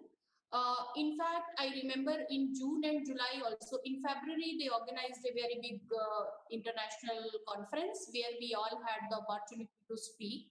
It was also a delight to participate and speak in that conference. This time again, and in between June and July, Professor Binay Chaudhary kept us busy while he organized trainings for all the research scholars, and we were invited to participate and deliver lectures on research methodology. So I think this is the best example where he utilized research scholars' time to so that they can learn new techniques. So my congratulations to the team and the university. Now, a very important topic that he has chosen this time, which is education, society, and global challenges. Education is the important part of this, entire global fulcrum. In fact, there are a lot of global challenges that we are facing right now. To mention a few, first, there are environmental challenges, societal challenges, economic challenges, and the challenges that new virus COVID-19 has brought for us, right? And if we talk about environmental challenges, if we see the right now, we are facing challenges everywhere. I would, come back to it later, whether these are challenges or these are opportunities. My friends have already spoken on this, and Honorable Minister has also highlighted a few of these challenges that we are facing in education. So, in environment, we are facing climate change, disaster management. We have pollution of air. We have air pollution. If we go to Delhi, we had polluted air, water pollution is there, water that we are drinking, quantity and quality wise. And I'm not talking about Bihar, I'm talking about those developed countries and developed states. If we talk about Delhi, if we talk about other states also, there the quantity and quality of these resources is also limited. In fact, there are states or there are regions which are less developed. There at least, we are living in clean air. Now, if we come to societal challenges, many of which have already been addressed by Honorable Minister, that means, we have right to education, and there is, education is not equally distributed to all. We are, our education system is also needing a change because new educational policy has, in fact, brought this change. In fact, we see that how it is implemented. We have to do a lot about female education. Although a lot of females are interested in knowing more skills, so our education is already facing lot many challenges. And then the most important part is the character education. We have everything. We have books. We did online learning. But are we giving our students a, character building program, the moral, uh, how they should conduct themselves morally in a society? So this is something that I think both private, government and public school and higher educational institutions need to look into. Then we have to also see that government has got a lot of policies, but are we also providing these awareness about these policies to our students? So I mean to say that when a student passes out, does he know that there is a loan available under Bihar Fisheries Department, that he can start his own enterprise? Is he aware that NABARD also provides loan to start his own agri enterprises? And also, there are so many other central government and state government schemes. So I mean that, education is not only theory but also the, practical input. So these are the challenges that we are facing right now. And in the coming years, and the problem that has been aggravated by COVID-19, and my colleagues have already talked about that how educational institutions were facing these challenges. So every country is facing a very bad phase of recession. So they say that, after Second World War, this is the kind of recession that will be felt globally across the regions in Europe, in US, Asia, and India is no far behind. So, but we are more fortunate that we have a huge population and we have the ability to recover from this recession. Now, unemployment across the globe could be a challenge. Also, small enterprises, which they suffered during lockdown, they are taking time to get revived. Of course, central government has come up with lot of schemes in agriculture sector, in to revive the economy in the economic sector, and these schemes are to be implemented in the field, and we all have to work together to make that happen. uh, Lockdown problems also. So these are the economic challenges. When economy will be in the state of recession, people will not be having money to pay for education. So government has to come forward, corporates have to come forward to provide scholarships, fellowships to the students. Now, COVID-19.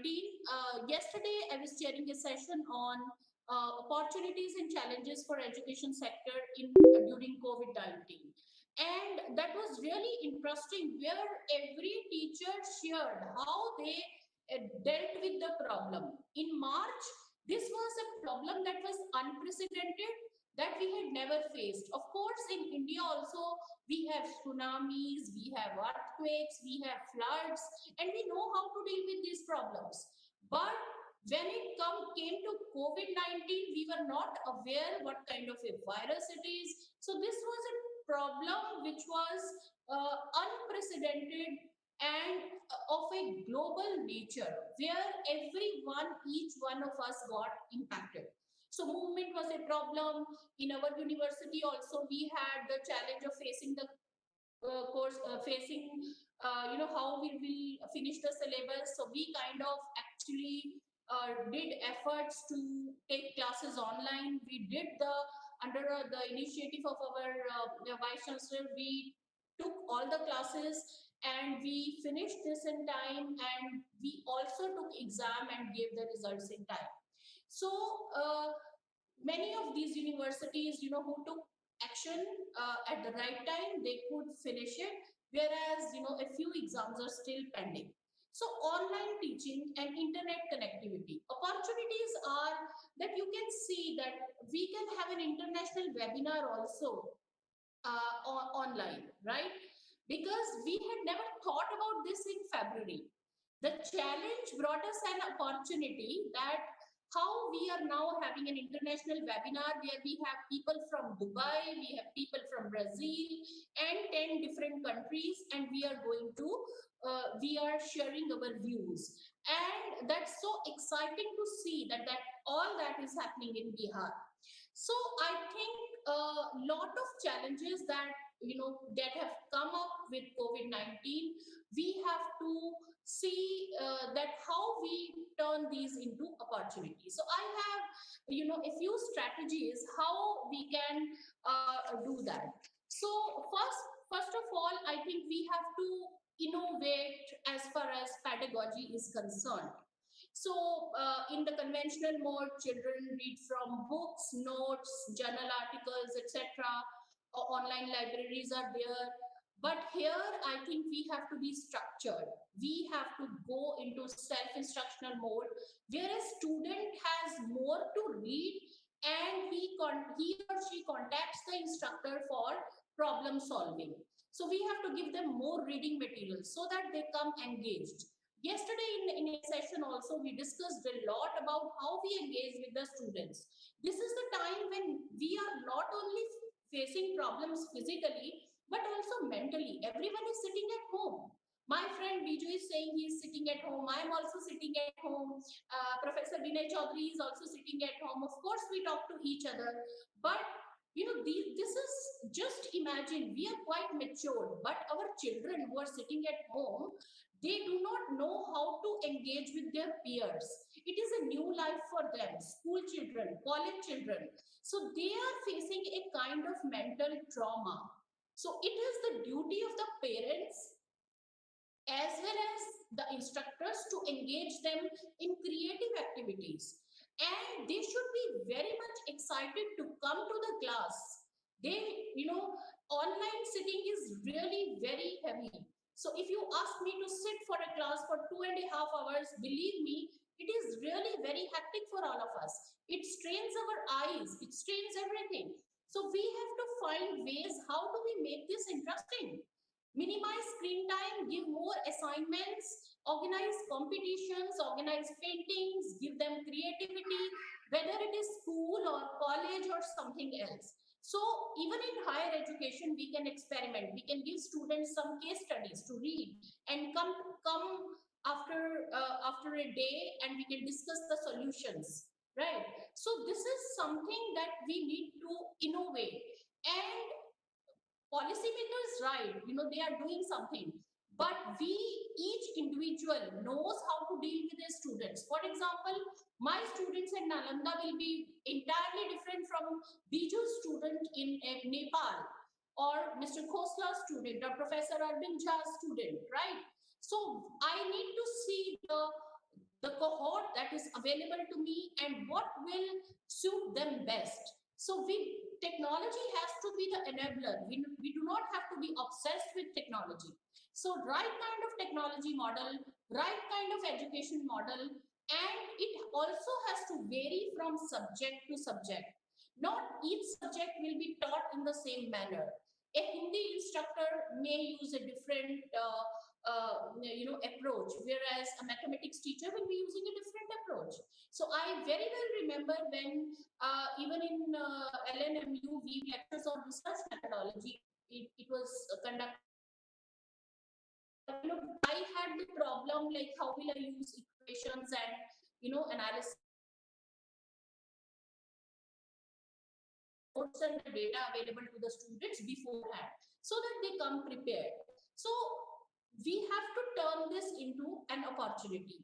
Based on the subject that we teach, we need to do that. So we have to also discover new means to engage with the students.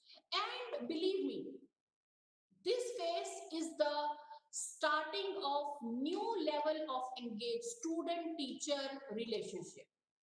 We have seen Guru-Shishya relationship in Gurukuls.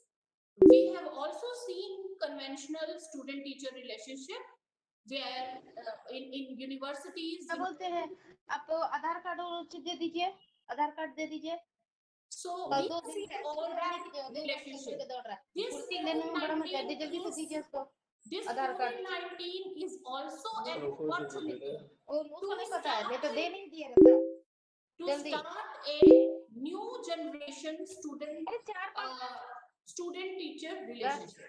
So believe me, this is a new engagement for all of us. So we have to engage with our students in that relevant manner. we have to innovate, and a new generation is awaiting for all of us to progress forward.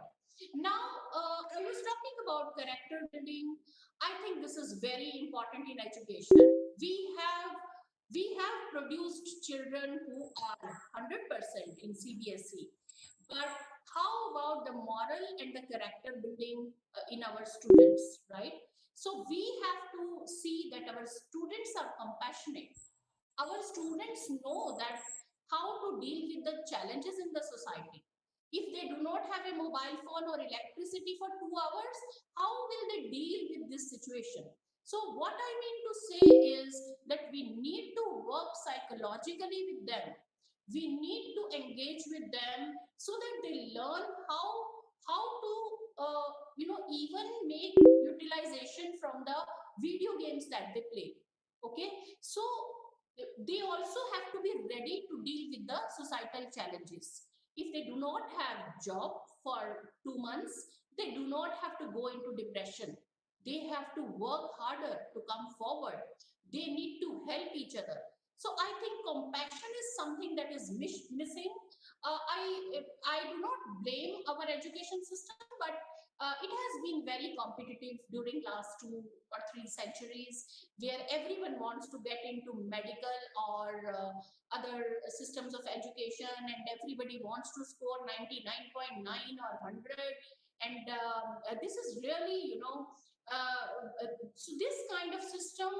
I remember when I was in college, there was a girl who had limited abilities, and she failed in my class. And I remember in Miranda House, my lecturer asking me that I should spend 2 hours in the evening to help her succeed the exam. Believe me, I helped her for 2 months, and after 2 months, I found that she, the joy that it gave me was more than when I topped my own class. So I think we have to train our students. Skill development, interdisciplinary learning. Students have to be trained in solution-oriented approach, and it is the duty of the instructors. So they have to pick up a problem. ठीक है, एक society में अगर plastic waste की problem है तो मैं कैसे सॉल्व करूंगा? I need a kind of team. I do not know anything, so I have to take help from others.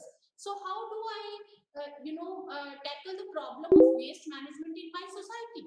How do I measure electricity bills, electricity consumption in my society, in my household, in my flat, or in my residential colony? And I educate my children, I educate my neighbors to make responsible consumption of electricity and other resources. So resource efficiency will not be is going to be a problem. So I just go back to Mahatma Gandhiji's statement that when he said that there is enough for the need but not for the greed. So I think we have to train our students for these solution oriented approach. They have to come forward to solve these problems beyond theory, beyond, marks is something that really, matter. But how do they solve this? How do they gain happiness? Believe me, we all know that our brain emits chemicals when we help somebody. So our children will be more happy, our next generation will be happier. Now we have to also focus on sustainable development education. Don't blame me, because I teach sustainable development, but it is also my duty and responsibility to educate our youth for how they can work for the sustainable development goals. And new education policy has brought a lot of opportunities for various educational institutions, such as colleges, higher educational institutions. We can we need to focus on the skill development programs, where we, skill development programs, they generate immediate employment. So universities may go into developing the skills of the people. And we need to focus on the education that generates employment. There are a lot of challenges, but with these points, say that we have to turn these challenges into opportunities. The efforts have to go on. The only thing is that teacher is the builder of the nation, whether he is a mathematics, he or she is a mathematics teacher or a higher education teacher. So believe me, if you do little efforts with your students to engage with them, to educate them not only in theory but also into the practical aspect of a particular subject, I think days are not too far when we will overcome these challenges too. India has got a lot of potential in its youth, and this youth is going to make that happen. Jai Hind, Jai Bharat.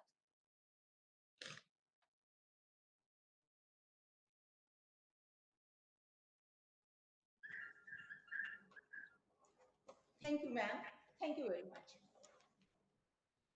And now I invite Shahina Mateen, research scholar, Lalit Narayan Mitra University, to present a report of the three-day international webinar on education, society, and global challenges.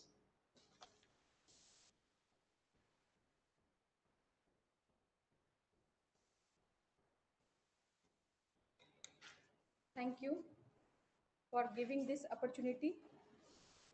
I, Shahina Mateen, research scholar, Department of Education, Lalit Narayan Mitra University, Darbhanga, is here to present a brief report on the deliberations of the technical sessions held during 3 days of the international webinar on education, society, and global challenges. It's very encouraging to share that we have received more than 300 papers across the globe, and we thank everyone for their overwhelming response towards the crucial topic of our international webinar. We feel proud to share that this international webinar has witnessed the great presence of many eminent scholars of international and national fame. We learned a lot from their thought-provoking speeches and interactions. The webinar was inaugurated by Professor Zoran R.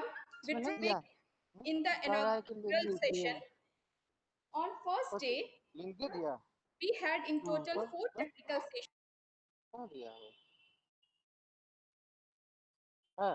Challenges and opportunities in education during COVID-19 for 21st century for global peace and prosperity, transforming education for social upliftment. We has about 100 delegates who presented their papers. The second technical session had global issues in contemporary education discussed, transforming education situation, technological innovations in school and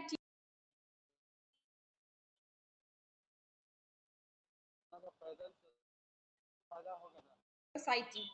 Apart from the inaugural and valedictory session, we had the Professor Uma Kant Chaudhary Memorial Lecture Series. This was the fourth lecture, which had Shri Vijay Kumar Chaudhary Sir, Honorable Speaker, Bihar Legislative Assembly, Patna, as the keynote speaker. On third day, that is today, we had 4 sub-themes for technical sessions, namely research in education for human development, reanalyzing curriculum and pedagogy for 21st century learners, education for global peace and prosperity, educational policies in the light of global issues and challenges. More than 100 presentations present in their papers. The valedictory session had Honorable Minister of Information and Public Relations Government of Bihar, Shri Neeraj Kumar. The deliberation held in technical sessions had marked the importance of education for society, social development, and to solve the global challenges. A detailed report about the key findings of the sessions will be shared later. Thank you, sir. बाजी वाला कर दिया है, कोई है कि गबन वाला कर दिया है, कोई है कि चोरी सामान बेच देता है, तो उससे मैडम का छवि गिर गया है। देखिए कुछ मत कीजिए आप, चापलूसी मत कीजिए, लेकिन खाली आप बेईमानी का नियत मत रखिए। I invite Satya Saurabh Khosla, the renowned economist. आप बेईमानी अगर करने शुरू कर दीजिएगा, आपको क्षति होगा। Satya Saurabh Khosla, chairperson of this valedictory session, अरे काम है, काम में आप इन्वॉल्व रहिए। with his presidential address. अब वो देखिए सत्य सौरभ खोसला साहब सुनने के लिए आप लोगों से आग्रह है कि सभी आदमी अपना म्यूट कर लें। बैठा वो फोटो भेज दिया। बस किसी एक व्यक्ति के कारण पूरा डिस्टर्ब हो रहा है, कृपया आप उनको म्यूट कर लें। बहुत बहुत अच्छा गाड़ी लेजर का।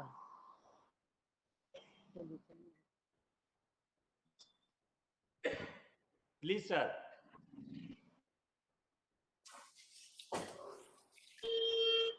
Professor Rajesh Singh, Professor Chaudhary, Professor Jha, the over 113 or 30 delegates. This presidential address at the 3-day international seminar on education, society, and social challenges starts with a question.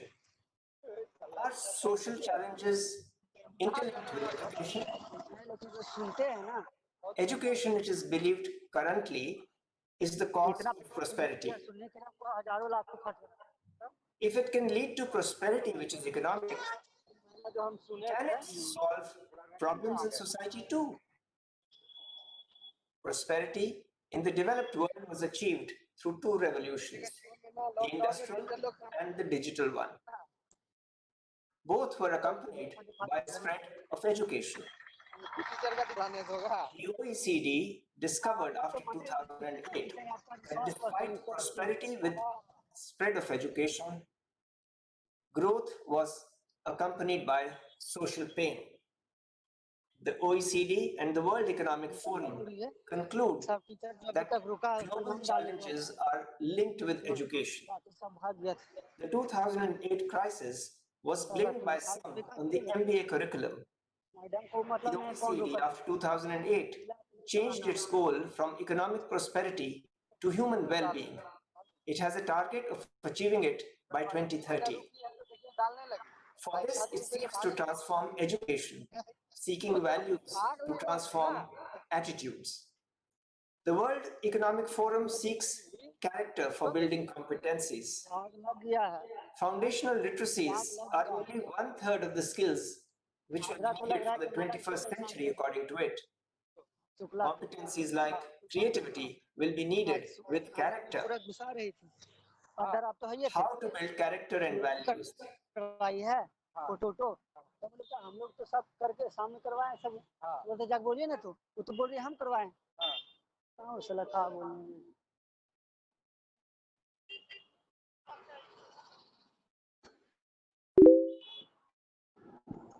कौन बात कर रहा है? ज्यादा बोलिएगा कि हम कराए हैं। हाँ बेटा करा तू। हाँ दूसरे दिन में आपको बोलेगा भाई मन नहीं लगता है तो छोड़ के जाइए। सबसे अधिक तेज बन गया, उसको बोलते हैं ना कि आपका शिकायत किया तो मान भी नहीं करता।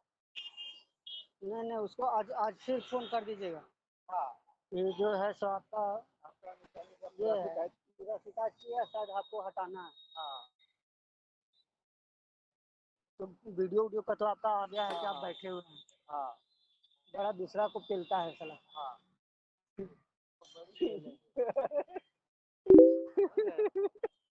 डर लगता है डराता है ना।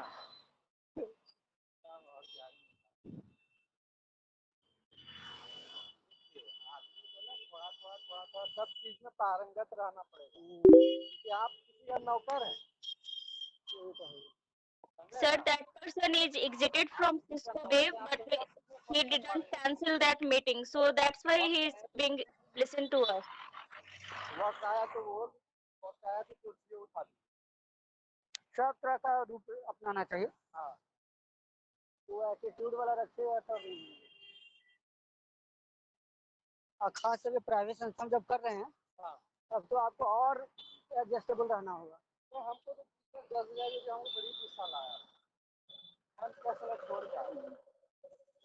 लेकिन एक दो कॉलेज कॉल किया ना, बोला अभी कोई क्यों नहीं, मार्केट पूरा डाउन हो गया। हाँ, अभी अभी भी टीचर को हटा देता है, ये कॉलेज भी। हाँ, अभी टीचर को हटा देता। हाँ, लेकिन ये चूंकि पैसा दे के फंस गया है। हाँ, नैक को पैसा दे दिया है। हाँ, एक्सपर्ट को दे दिया 2-3 लाख। हाँ, है ना, अनीता को दे दिया 60-70 हजार। हाँ, तब कहाँ काम तो होबे करेगा। और वही पैसा जो है जितना दिया वही हमको देता है। हाँ, नहीं तो काट रहा है तब वो इसको नुकसान नहीं है, कितनों काटेगा।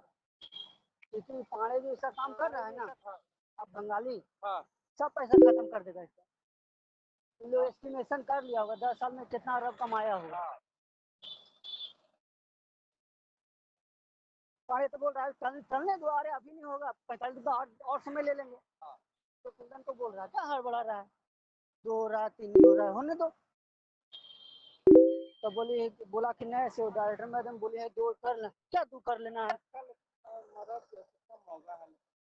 किसका मैडम का ना, पूरा पूरा मौका है। उसी तरह से इसका बेटी वाला मौके बन गया। हाँ, आके तो महामौका। हाँ, तो चेहरे से पता चला। हाँ, महामौका। आवाज नहीं आ रहा है ना। हाँ, अरे सब खराब। हेलो, आवाज आ रहा है। हाँ, सबको अनम्यूट कर दिया। आप लोग अपना माइक बंद करें प्लीज। माइक बंद कीजिए अपना। सेमिनार में आप अटेंड करके कहाँ चले जाते हैं, माइक बंद कीजिए। माइक बंद कीजिए प्लीज। मेरा वाला है क्या? आप बंद कीजिए माइक, आपकी आवाज आ रही है बहुत। माइक बंद कीजिए आप। आपका वाला है क्या? आप बंद कीजिए अपना mic.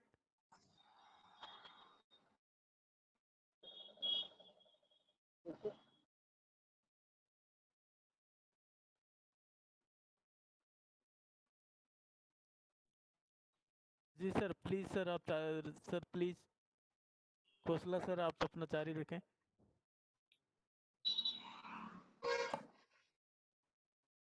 How to build character and values, how to transform attitudes. This is the current challenge for education. 5 questions need to be answered for this. Who will build character? Who will be the role model or who will set the example? The second question is, what builds character? Is it lectures or is it practice? What explores the inner world where character is built? The third is, where will it be built? Will character be built in the classroom or on the playfield, at home or in group assignments, or in the way the curriculum exposes the student to society? The next question is, how will character be built? What is the methodology? Will technology help? Will there be a sensitivity to the unique capabilities that each child has? Or will we ask ourselves how to set an example for the child to learn from? The last question is, when will character be built? Have we identified the stages of character building and which stage starts when? It is now clear from what the World Economic Forum says that character can no longer be ignored as a religious activity. India's strength has been its unity in diversity, especially in religions. Can we use it to identify values which are common to all faiths to guide everybody? Practicing them built character for thousands of years in India. What are these values? This presentation identifies 4 such values, which lead to a 5th. These are: the first value is truth. All sciences search for the truth. We search for the truth whether the earth is round or is it flat. Does the sun go around the earth or does the earth go around the sun? We are finding the truth. Humans too want to find the truth about themselves. What is their inner nature? What is the truth about them? This search leads to the discovery of human values within them. The second thing that we identify which builds character is righteous conduct. All religions ask us to do the right thing. What does such activity lead to? It leads to a balance in society. Nature too is exhibiting a balance. Is it because every element in nature is following its right conduct? That H2 always mixes with O to give us water. It never says, I will not do it. So that is the idea of balance. The third value we say, which we recognize, is peace. All religions ask for it. The area of mindfulness in business and life is all about seeking inner peace. And the final, fourth value that we recognize is love. All religions ask us to practice selfless love. A management research by 2 professors of Emory University, USA and Babson College, USA, along with a leading management consultant, shows its effectiveness in business.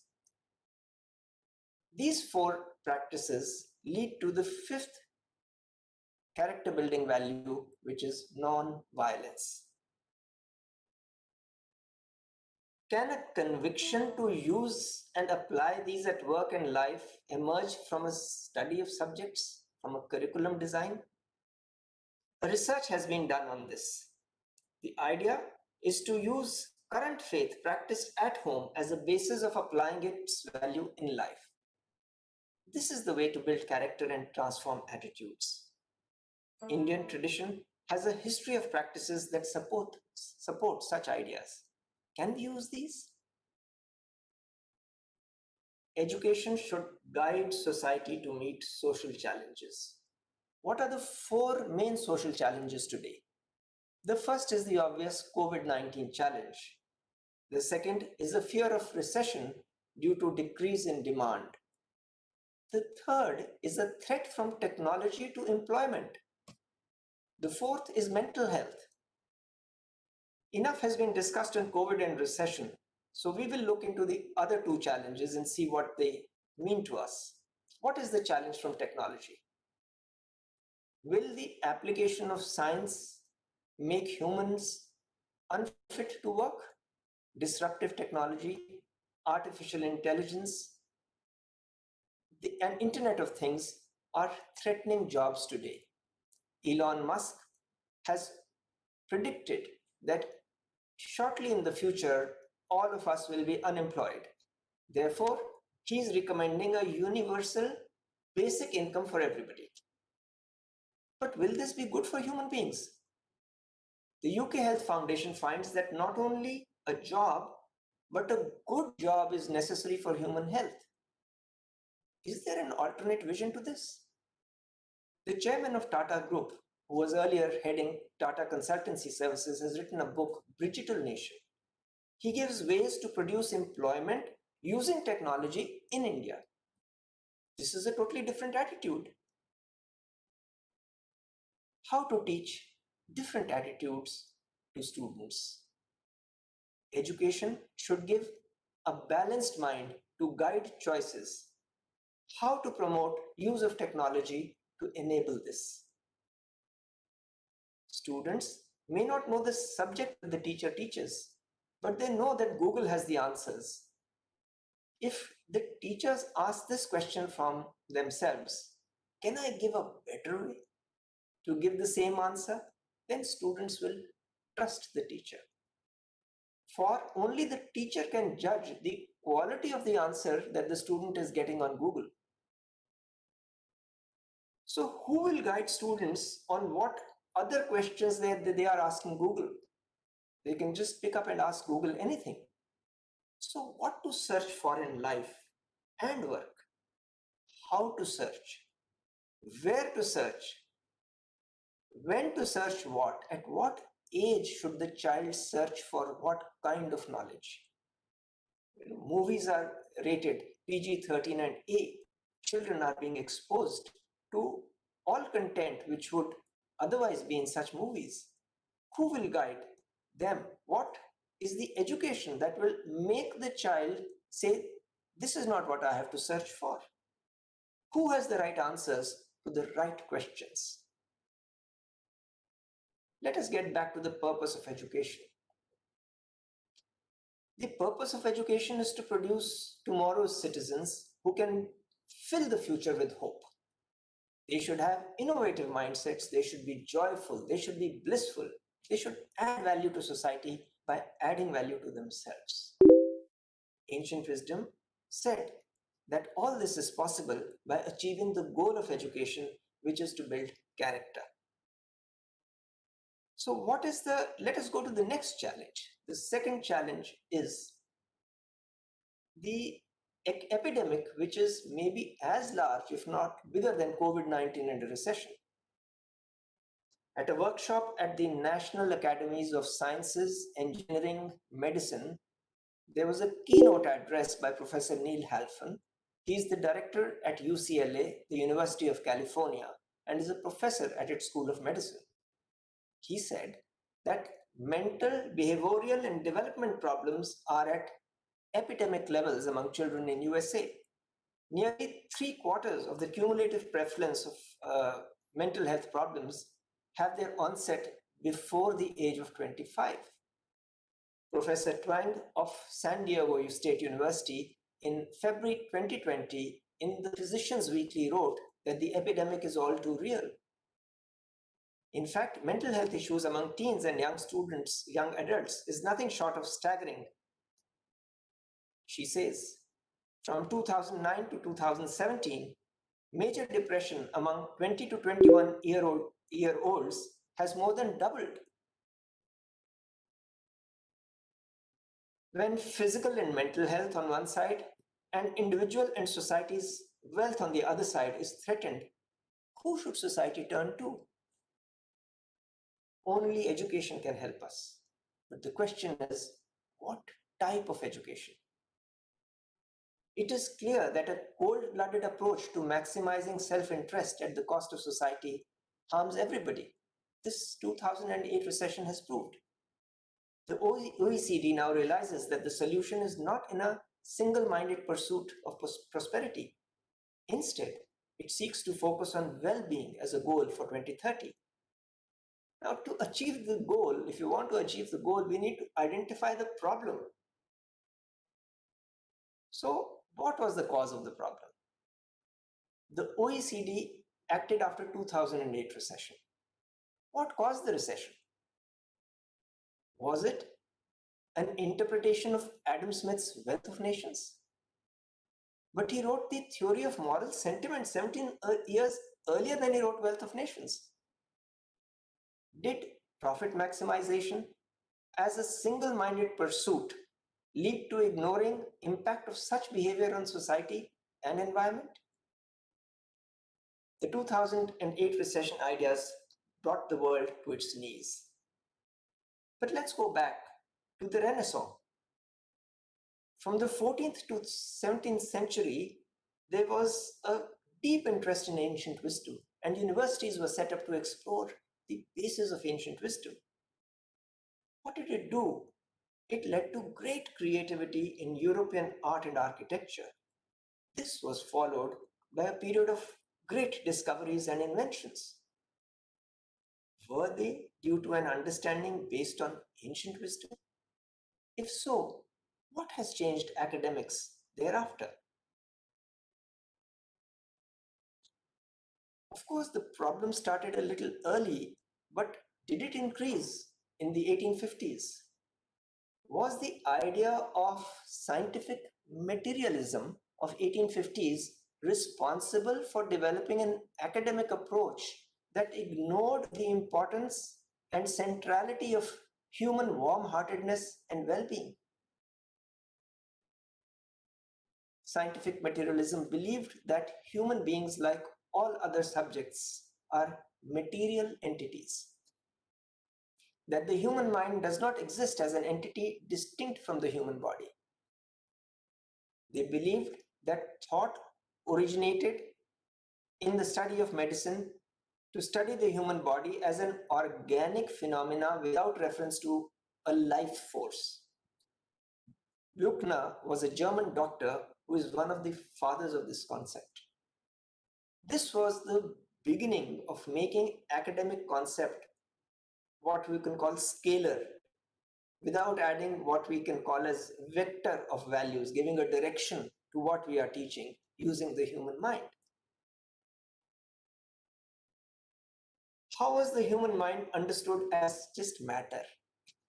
Buchner's materialistic interpretation of the universe gave an explanation of mind and consciousness as a physical state of the brain produced by matter in motion. That naturally when matter is in motion, this happens. And he traveled all over USA advocating atheism and atomism and denial of distinction between mind and matter. There's no difference between mind and matter. So what did it result in? He strongly defended competitive capitalism as an example of Charles Darwin's struggle for survival. So if you take his view, then 2008 recession was a natural struggle for human survival. So how did the change in education idea start? Focht repeated French philosopher Cabanis's 1802 statement in the book Relations of Physical and Moral in Man, that thought was secreted by the brain as liver secretes bile. And I quote, for Cabanis, the behavior depended upon the arrangement of natural elements. The soul was superfluous since consciousness was merely an effect of mechanistic processes, and sensibility, the source of intelligence, was a property of the nervous system. The ideas of Focht are not acceptable today, but they set the tone of thinking and the tone in which all curriculum has been written. Focht was a polygenist, rejecting Darwin's monogenist view. I am ashamed to quote this today, but Gustav Jahoda has, in his book written on the ancient roots of modern prejudice in Western culture, he writes that Focht believed that the Negro was related to the ape. He wrote that the white race was a separate species from Negroes. In chapter 7 of his Lectures of Man in 1864, he compared the Negro to the white race and described them as two extreme human types. The difference between them, he claimed, are greater than those between two species of apes. And this proved that Negroes are a separate species from whites. The city of Geneva, Switzerland, named a boulevard called Karl Vogt after Vogt, and erected a memorial bust in the park in the University of Geneva. Let me give an example of another father of scientific materialism. Moleschott taught and practiced medicine. He explained the origin and condition of animals by working on physical causes, that because of physical causes, this is how animals react. And what did he teach? He taught no thought without phosphorus. So phosphorus was the key to thinking. He also taught the same principle that the brain secretes thought as liver secretes bile. And where did he teach? He taught in Zurich, Turin, Rome. That's how ideas spread. In 18th century, scientists believed that there is a vital principle that made compounds inorganic. Inorganic compounds did not have the vital principle, only organic compounds had the vital principle. Aristotle used this word to refer to breathing, life, soul. only if you were living, you had a soul and were organic. That was the belief. Louis Pasteur's fermentation was his proof of this vitalism concept. He rejected that it is happening due to chemical agents. So this became the thought. Then what happened? Then urea, an organic compound, was made using inorganic compounds. This gave the death knell to vitalism, proving that only living things do not produce chemicals in life. So did we throw the baby along with the bathtub? Did we throw out the baby?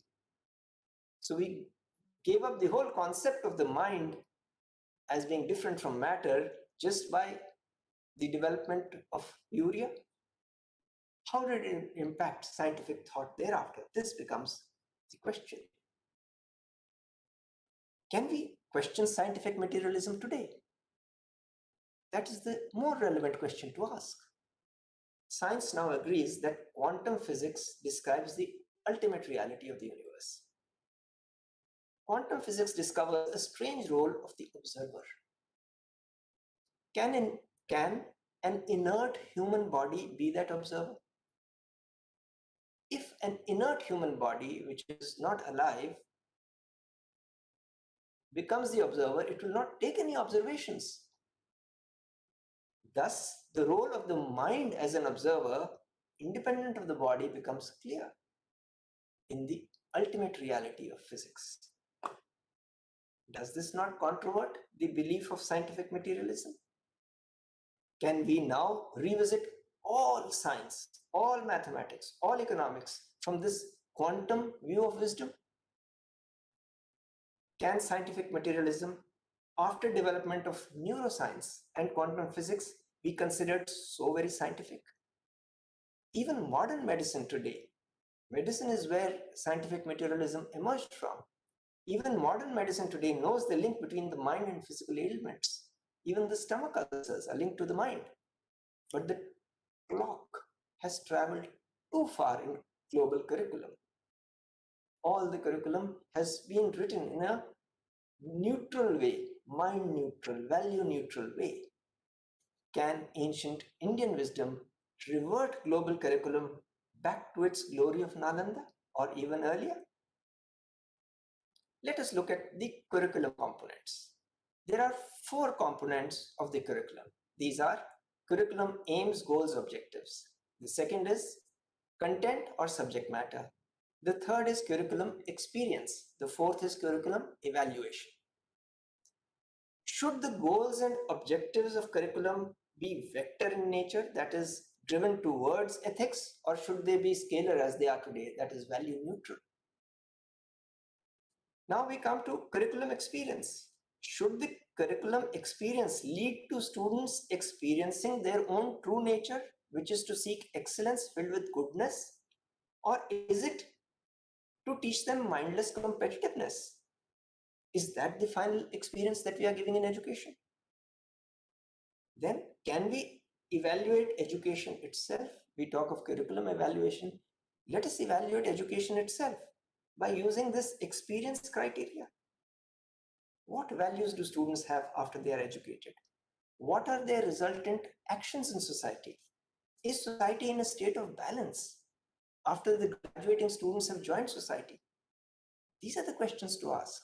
That is why in ancient Indian tradition, the educators took responsibility for society's problem. They said the buck stops here.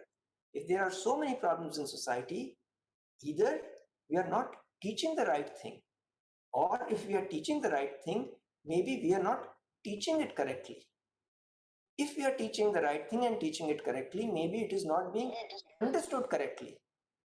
If it is being understood correctly, then why is it not being applied correctly? Can we go back to asking these questions and go back to the roots of scientific materialism? There are 6 major philosophies in education today. Essentialism, progressivism, perennialism, existentialism, social reconstructionism, and behaviorism. Is OECD's conclusion of state of society after 1850s a reflection that scientific materialism is not working? Because the Industrial Revolution and scientific materialism, they are around the same time. So if you are rejecting education after 1850s because it is causing social pain, is it because of scientific materialism? If the curriculum is value neutral, will any of these 6 philosophies work? They cannot work. Look at behaviorism. Its idea is that all behaviors are acquired through conditioning. What have we conditioned our generations to think? If we had conditioned them to think differently, would these social problems have occurred? We have to ask ourselves. Essentialism. Plato's idealism held that all things have an essence, an idea or a form. Is this form that we have given scalar or vector? Does it have a direction of values or does it not? This is the time to ask that question. Perennialism. It says that teach ideas that have lasted through centuries. What are the ideas that have lasted through centuries? They make a civilization survive. So what has made the Indian civilization survive? The idea of searching for the truth, the idea of righteous conduct, the idea of peace, the idea of love, the 4 shared values we began our presentation with. Then this is perennialism. These are the ideas to be taught and curriculum has to be designed around them. Then we come to social reconstructionism. It views schools as tools to solve social problems. The very fact that so many social problems exist, it means the tools have failed. So all these theories should lead us to asking questions about our current education itself. And look at progressivism, that it states that students learn through their own experience. And it wants to teach students to be good citizens as well as good learners, a concept that is focusing on the whole child. If we had achieved that, why would OECD be changing its goal? Why would the World Economic Forum be looking at a different skill set needed for the 21st century, where foundational literacies are reduced to 1/3? Is it because foundational literacies, which are value neutral, they have not served the objective, and therefore we are looking elsewhere? These are the questions. Can NEP 2020 guide a global curriculum? Ancient wisdom negates scientific materialism view that human beings and their bodies are only material entities. Ancient wisdom also disagrees that human mind does not exist as an entity distinct from the human body. The world is moving towards wisdom. The Emory University, USA has developed a social, emotional, ethical, the SEE curriculum for K-12 education. It is called the Future of Education, along with His Holiness the Dalai Lama. And the Library of Tibetan Works and Archives, headed by His Eminence Professor Samdong Rinpoche. Educating the mind is central to its 3 main ideas: the science of compassion, the cultivation of awareness, and the tools of engagement. With these observations from this land of Nalanda, I raise questions to global and Indian educators and offer their answers too. Using these ideas, the goal of OECD, the World Economic Forum, can be achieved, in my opinion. We can create economic prosperity, tackling social inequality, which is now emerging from a poverty of ideas. With this, I thank you all for your time and attention. Thank you very much.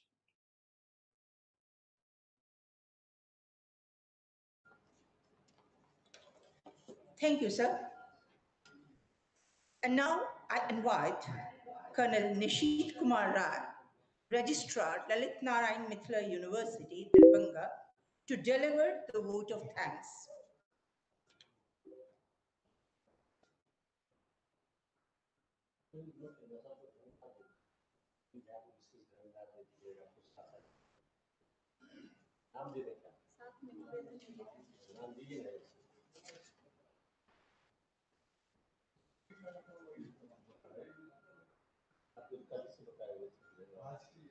Good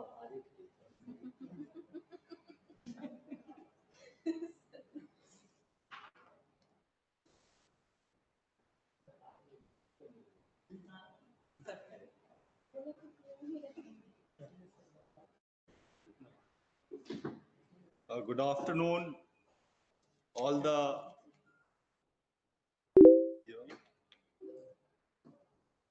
good afternoon, all the respected panelists. I have been assigned this duty to propose vote of thanks to all our respected speakers who spoke today. And first of all, I would like to thank Dr. Dilfuza Jibaroa ma'am and then our own Dr. S.A. Moin sir, he also spared time to deliver his talk today. And then Dr. Purna Prasad Sharma sir and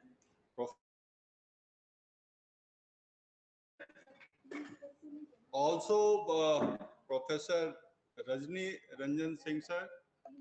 He took time to deliver the talk today. And then Sapna Narula ma'am, her talk was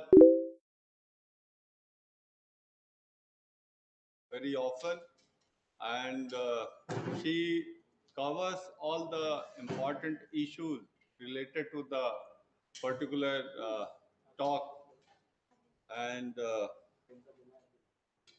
then we had Honorable Minister Shri Neeraj Kumarji, Minister of Information and Public Relations, and he also spared time and covered the important issues, particularly concerning Bihar. And in the end, we heard a very engrossing talk by uh, Dr. Satya Saurabh Khosla sir, and he covered various issues.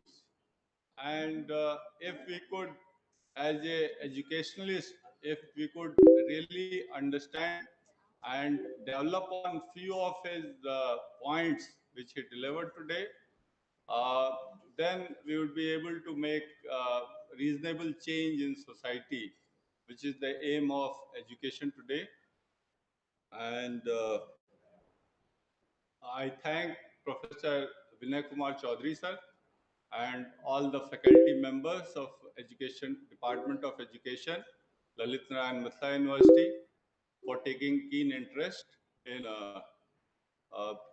performing this, carrying out this webinar, and it has been done successfully. And I also thank Putul ma'am for conducting this long webinar for 3 days. And thank all the people who are sitting here and who took part in successful completion of this webinar. Thank you very much. Thanks once again. Jai.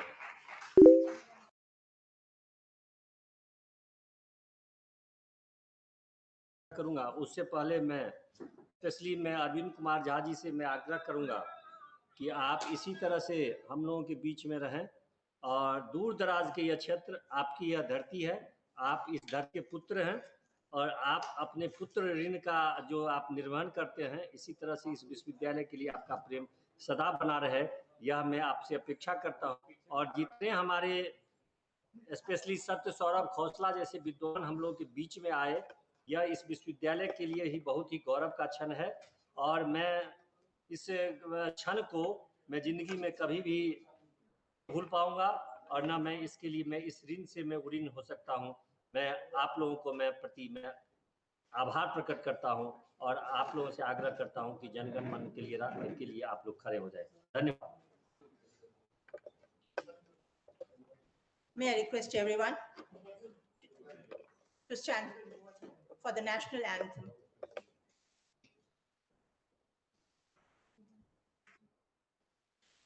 जनगण मन अधिनायक जय हो की जय भारत भाग्य भारत विधाता विधाता पंजाब पंजाब सिंध सिंध गुजरात गुजरात मराठा मराठा द्राविड द्राविड़ उत्कल उत्कल बंग बंग विंध्य विंध्य हिमाचल हिमाचल यमुना यमुना गंगा गंगा उच्चल जल उच्चल जलधि तरंग तब शुभ तब नामे जागे जागे तब शुभ तब शुभ आशीष आशीष मांगे गाए गाए जय सब गाथा जय गाता जन गण जन गण मंगलदायक मंगलदायक जय भारत जय भाग्य भारत विधाता विधाता जय हे जय हे जय हे जय